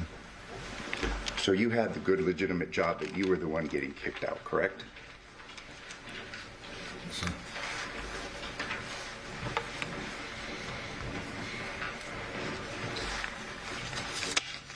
In fact, you go on to state that you're a technician for Hometronics, correct? Yes, sir. And that you do security systems, correct? Yes, sir. And you install entertainment systems. Yes, sir. You told the officer that you'd been doing that for about 2.5 years. Fair? Yes, sir.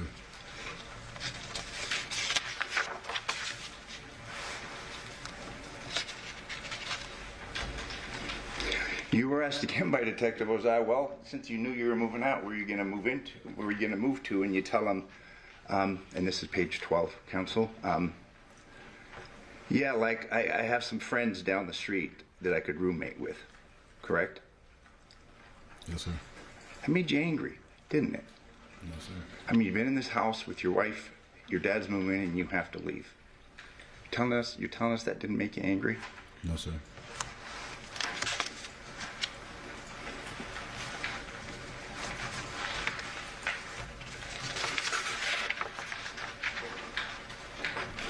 Now, today you testified that you'd worked the day before, August 6th, correct? Yes, sir. But you were actually off the day before, correct? You didn't work on August 6th. I was drinking a lot, I don't remember. But you would first tell the police officer, yeah, I worked yesterday, but then... Sorry about that. Is that better? If you could just please repeat your answer. Trust me, I'm not trying... You could shut up. speak up, please, and just repeat that last answer. I was drinking a lot and I don't remember.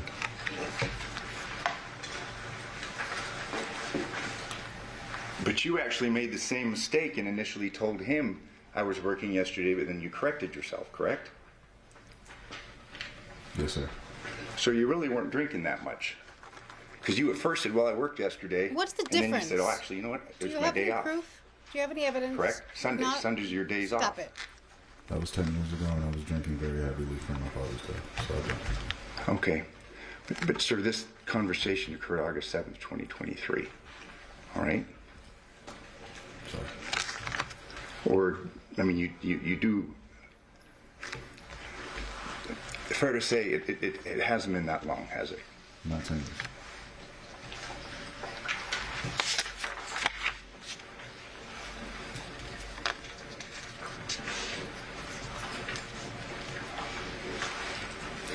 In reference to the day before, August 6th, and you seeing them moving in, okay, because you actually didn't work the day before.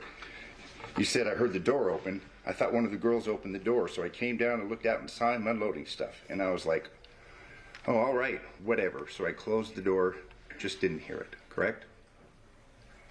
Yes, sir.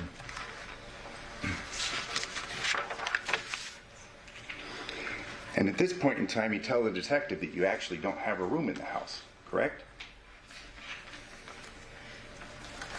Yes, sir. But that wasn't true. I mean, you were sleeping with your wife in the same bed, correct? Yes, sir.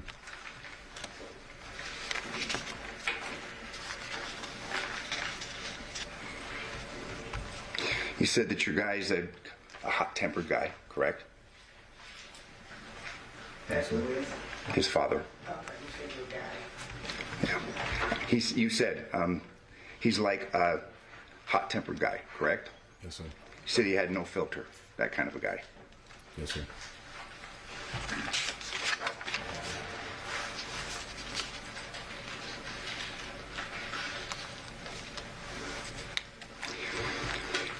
You were asked, okay, so when you left Yoko's house, and that was a couple years before, correct? Yes, sir.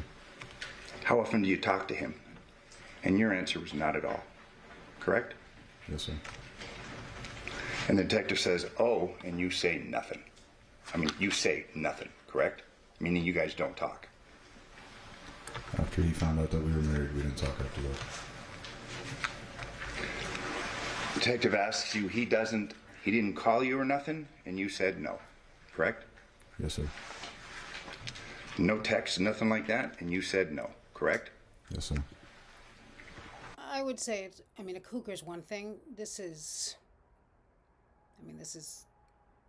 extra to say the least, right? Like, wow. Stepmother, murderer, ex-you-know-what star. She's got a lot going on, this one. 17 aliases.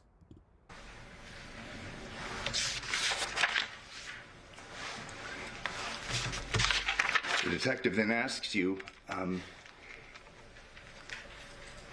about you speaking with him a couple of months ago, and what did that entail? Like, what were you guys doing at that point? You correct him and say, I didn't say I spoke to him a couple of weeks ago, correct? Yes, sir. And then the detective says, I like that thought he's you not said the last speaking time up. you spoke with, like, actually talked to him was a couple of months ago. And you say, well, like, it was probably years, correct? Yes, sir. You say, he doesn't call me on my birthday, not on Happy New Year's, like, none of that. So not Thanksgiving, so we just didn't talk, correct? Yes, sir. Yes, he's 29.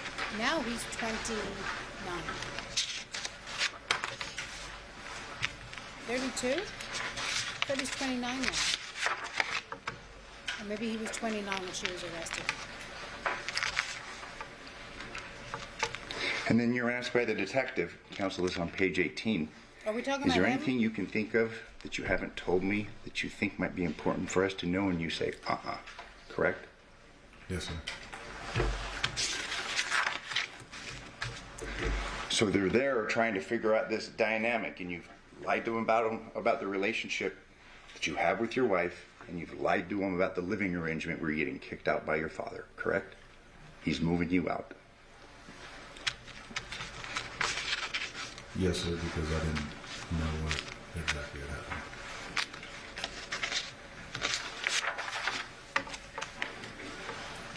You did say that it was kind of a shit show at the other house, correct? Yes, sir.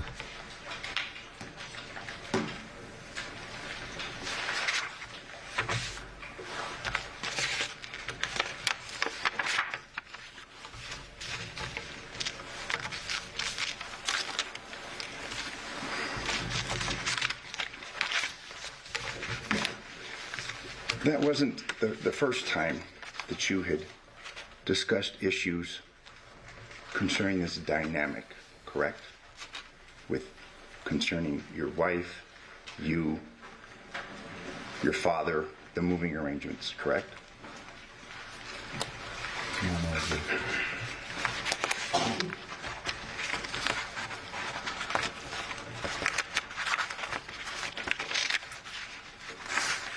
You were interviewed another time, correct?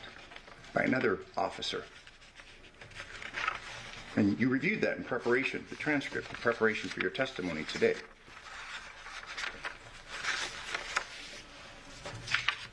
Yes, sir. That interview occurred September 12th. This camera guy can't seem to get a correct? sharp lens going. Yes, sir.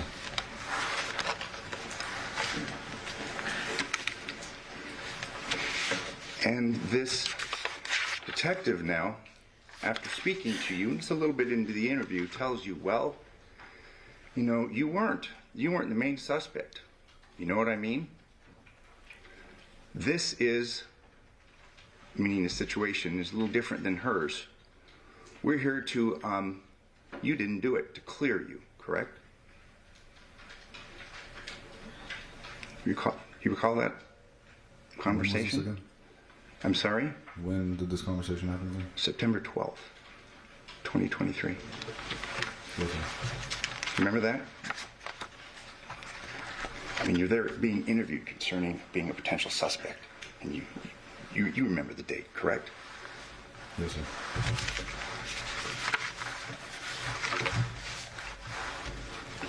And you're being told now that we're working to clear you, correct? Yes, sir. You were relieved, fair to say? Yes, sir. The detective asks you, does that make sense? And you say it does, correct? Yes, sir. And then the detective says, and while the chances of you even being there are so slim that it's just, there's, you know, that's not even on the radar, correct? Yes, sir.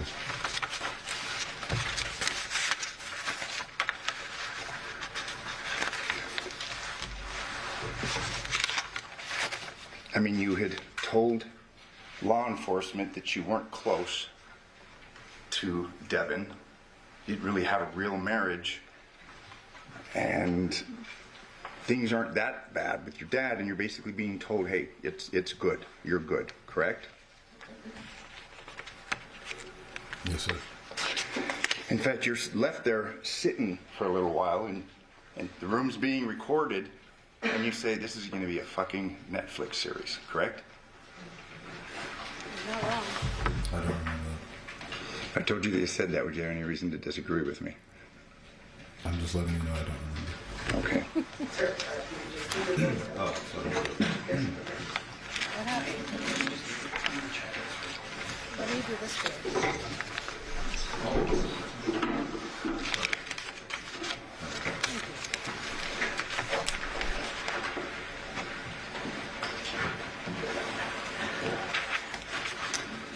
And before I forget, and I'm sorry for going back, but there was some discussion with Detective Ozawa about the Is he problem. drying his nails? What's happening? The morning, August 7th, about your wife trying to register the girls. They're Your dad propping was supposed something to up on a box register of them, tissues? correct? Yes, sir.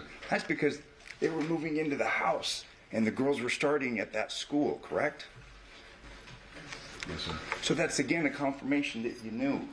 You knew that they were moving into the house. Correct? Yes, sir. He doesn't even know how old they are.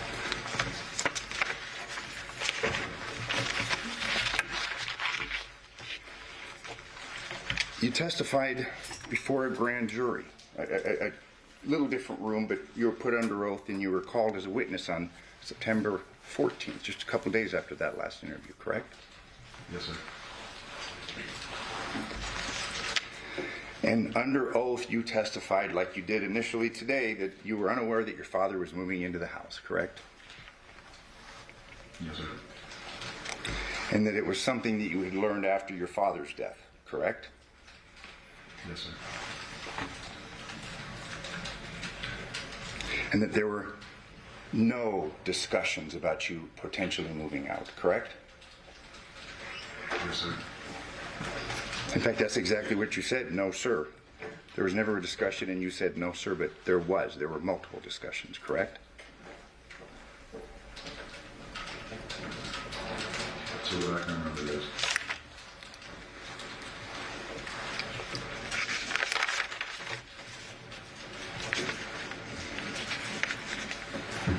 You were asked, It's were you not estranged live from now, your but it father? was- And it you was said, we filmed didn't get live, along, yeah. correct? It does seem like a long time. But I also fast forwarded, so we watched kind of I'm like, sorry? Only while we worked. we watched, we've been watching it like without the breaks because we're not going to sit through a break, you know. But I think I'm going to call it, give it like another 5 minutes, right? And then we get the idea of what this idiot is doing here. And then when we watch it again in a day or two, we'll start back up and see what we feel like watching and what's going on with that, with the case at that point. I don't know where they left it yesterday because I'm kind of catching up with you guys, the guys. So you're still saying you guys got along just fine, but it was just work related? Anytime I was with him, I had a good time. I see. Did you say every time I was with him, it was not? But you guys don't text, you don't call, correct? Not after he found out I was married.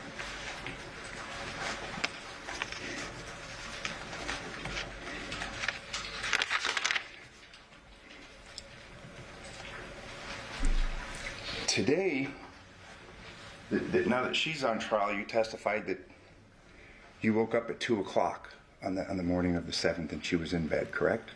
We don't know why.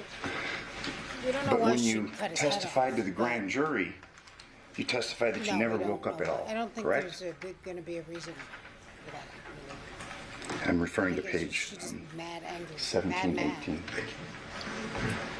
Yes, sir. So your testimony is different again today on that point, correct? Yes, sir. Because obviously you waking up is kind of a big deal, correct? Yeah, Robin, it's real boring, right? And Yes, sir. In fact, you were actually awake at 2 a.m. on the 7th, yeah, the weren't you? difference is gross. I woke up to her getting in bed, and I looked over at her and saw that she was in bed, and I rolled back over and went to sleep.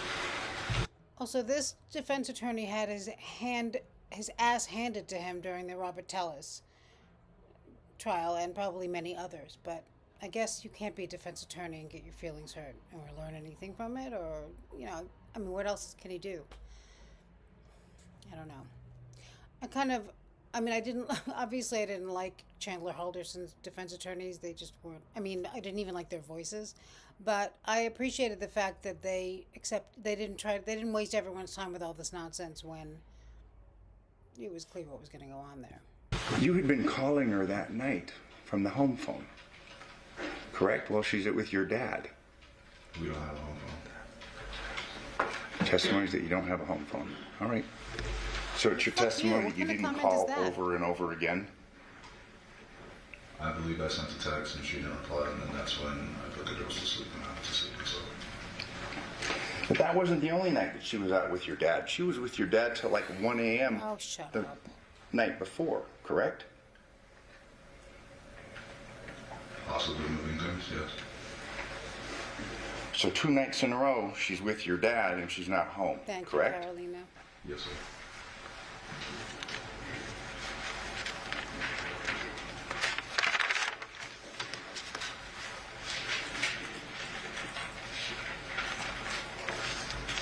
Yeah, Robin, although I hate that, isn't it true? In fact, Oh, through the what I course hate of your more grand jury than- testimony, What I hate more than you isn't it are asked true by is when they're like, would you be surprised to learn that, and they do that a lot, it's like, ugh, just stop it. Would you be surprised to learn grand that jurors, because you- unlike this, I mean, grand jurors can ask you questions, correct? I mean, that was your understanding. They spoke to you. Yes, sir.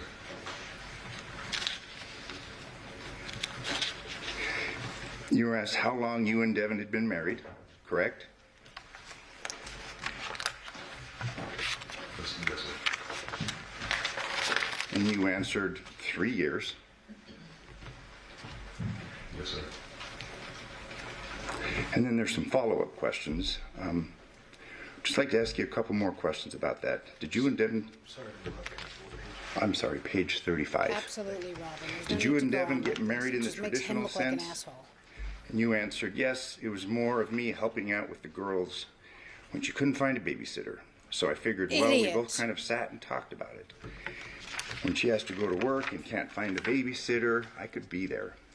She also had a whole bunch of medical problems, and it was very expensive to keep the girls at daycare, and she's sitting in the hospital, so I would normally be there to watch them. And then there's a question, okay, and I'm sorry to ask, was an intimate relationship that you were in with Devyn at some point? And your testimony under oath to this grand jury on this day was, yes, after the first year it started to get intimate, correct? Yes, sir. After the first year of marriage it started to get intimate, correct? Objection, it does not say that. The context of the question, I read it, it speaks for itself. Okay, ladies and gentlemen, the jury can determine what the context is. You just need to read the verbatim. So that objection will be sustained. And if I may just read then for the record, I mean, this is prior testimony. This is from the grand jury. Correct. What page are you on? Page 35, I'll start at line 15, page 35, by juror. How long have you and Devyn been married? Answer, 3 years. Question. Wow. If I could ask you just a couple more questions Oh, this about is that. grand Did you and Devyn get married in the traditional sense? Yes. Answer. But it was more of me helping out with the girls when she couldn't find a babysitter. So I figured, well, we both kind of sat and talked about it. When she has to go to work and can't find a babysitter, I could be there. She also had a whole bunch of medical problems, and it's very expensive to keep the girls at a daycare when she's sitting in the hospital, so I would normally be there to watch them. Question, okay, and I'm sorry to ask, was an intimate relationship that you were in with Devyn at some point? Yes. After the first year, it started to get intimate.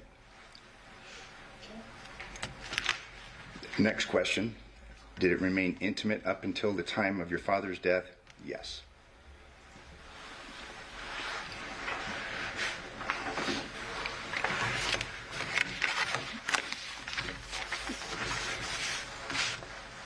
You're getting closer to the truth of the nature of your relationship the farther it is that you get away from perhaps being charged with his murder. Fair to say? Can you repeat the question? You're getting more and more truthful concerning the nature of your relationship with Devyn the further it gets away from your having been charged or being charged. Fair to say? Yes, sir.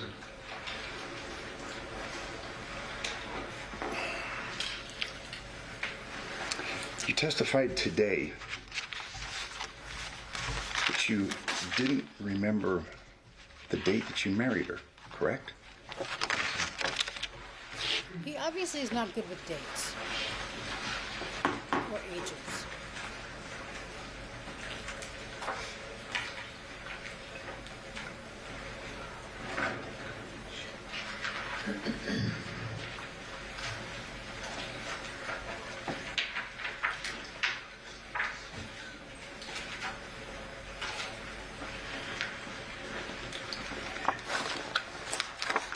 Your testimony that you don't remember marrying her on December 21st, 2021?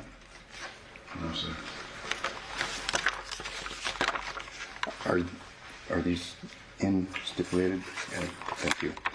There'll be exhibit numbers, but I'm going to show you some pictures, okay? And these were taken from your phone. From his phone.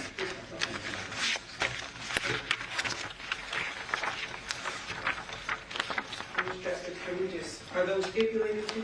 Yeah, we have no objection. We just want a copy because Absolutely. we just seen them. But Okay. I think we do for. Objecting to this stack? Correct. I think.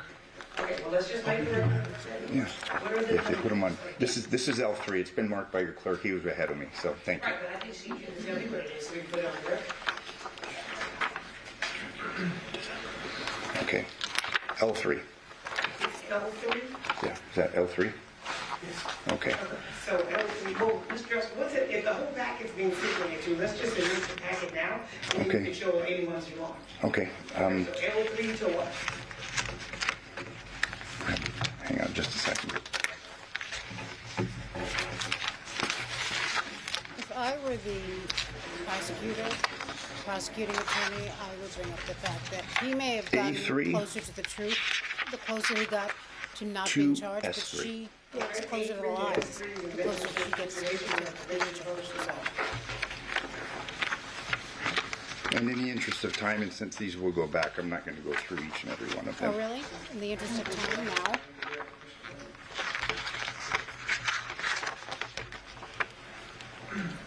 If we could please, right here? Yeah.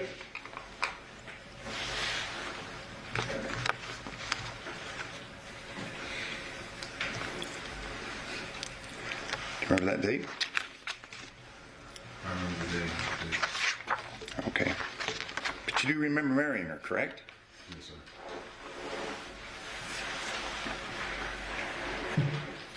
Remember this? Yes, sir. He has definitely gotten more handsome. So we could give him that. This is exhibit K3. And we're going to be showing you L3.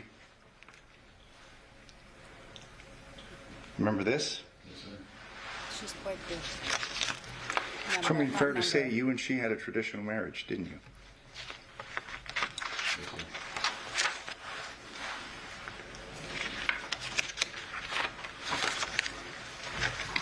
I mean, obviously it was a fairly passionate relationship, wasn't it? It got weird, yeah. I mean, for good and bad, correct? Yes, sir.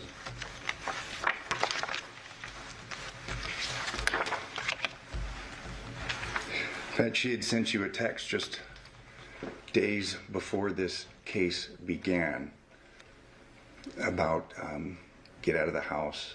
Do you recall that? Get your stuff. Mom. Don't think of coming back. I want a divorce.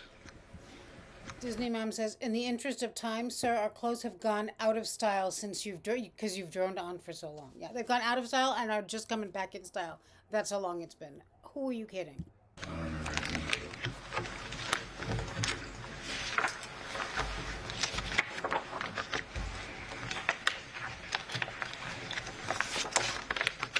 And you're still married to her, correct? Yes, sir. After things went down in this case, you moved to California, correct? Yes, sir. Through the course of your marriage to her, you wore a wedding ring, didn't you? In my time in Vegas, yeah. And she wore a wedding ring too, correct? Yes, sir. And that was a symbol of the commitment that you had to each other, correct? Rings are. Yes, sir. I'm showing you what's been admitted, Defense Exhibit B3. That was the ring that she wore, correct? Yes, sir.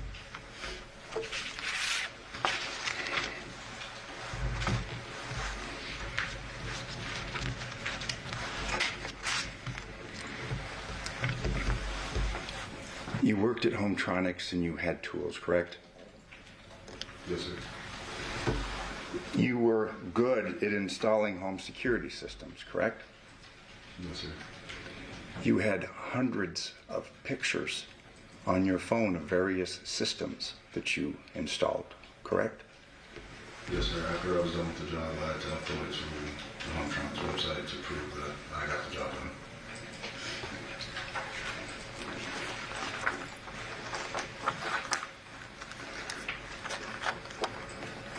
And Your Honor, this is defense exhibit. Looks like B1 through V2. We're moving through the admission. These are just images of security systems. B1 through B2. I'm sorry. B1 through B1 through V2. Oh, no objection. Okay, B1 through V2 will be a minute. And in going through these security systems, you obviously were conscientious of the angles, correct? So I always ask how we set the camera, and I would ask the customer to pull it on their phone and let me know what angle they would like it. So you're familiar with security cameras and what they picked up and what they didn't. Yes, sir. And there's going to be a stack of these, but I'll just show you just for, like, Defense Exhibit K2. We've got one right here. You can see that, correct? Yes, sir. You know what type of camera that is, correct? A ring camera? All right. Showing you Defense Exhibit D2. You got the ladder up on this. This is an exterior camera. You installed that one, correct? Yes, sir. You know what kind of camera that is, correct? That's also a ring camera.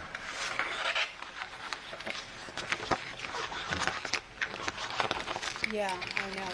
I mean, you were Correct, good at what you did, correct. correct? Yes, sir. Oh,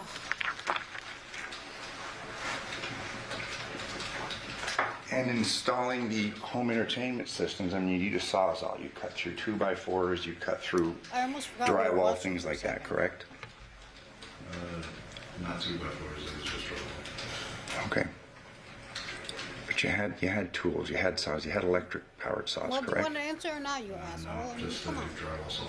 That was another, Okay, for doing in-wall kits for TVs. all right. And it's your testimony, Mr. Giordani asked you, it's your testimony that you didn't kill your father, is that correct? I did not kill my father. You left your home that night, didn't you? Objection, what night? The night of the 7th, early morning hours of August 7th, correct? 2023? 2023. To go to work? No, you left the house in the dark, at 2 a.m., correct? No, sir. You'd been on your phone. You were looking at pictures of you and Devyn, correct? I don't remember. You left that home. You went to the Palo Verde residence, didn't you? The Palo Verde residence. No, sir. If you're talking about the night that my father was murdered, Yeah. I was home with the girls. We watched a movie. I put them to sleep. I received a text her letting her know that I put them to sleep, and I went to sleep myself. And that's your testimony under oath, correct? Yes, sir. Like the testimony under oath that you've given to the grand jury previously, correct? Yes, sir. So why You don't agree with me you that you lie under oath if it charge fits him you? with perjury or whatever the hell? I became a Decide what very to do here. big alcoholic after that. Okay. So it's a little dozen. But I will answer truthfully to what I do. But you'd agree with me that you were an alcoholic before that day and you had a drinking problem, correct? Before August 7th, 2023. Yes. In fact, it became a really big point of contention between you and your wife, correct? Yes. The actions, correct? Things that you do, correct? She'd send you texts. I mean, she'd get angry about that, correct? Yes, sir. She'd tell you that you were turning into your father. Isn't that true? God, Yes, sir. that's heavy. And you resented that part of your father, didn't you? Because he did the same thing, correct? No, sir. And you'd agree with me that when you drink, you do things that you wish you didn't, correct? doesn't maybe throw up and stuff. I mean, It if affected she your wasn't judgment, drunk when she didn't it? did what she did, then Affects That's your memory, worse. doesn't it? Yes, sir. I have no further questions, but thank you. finally, thank God.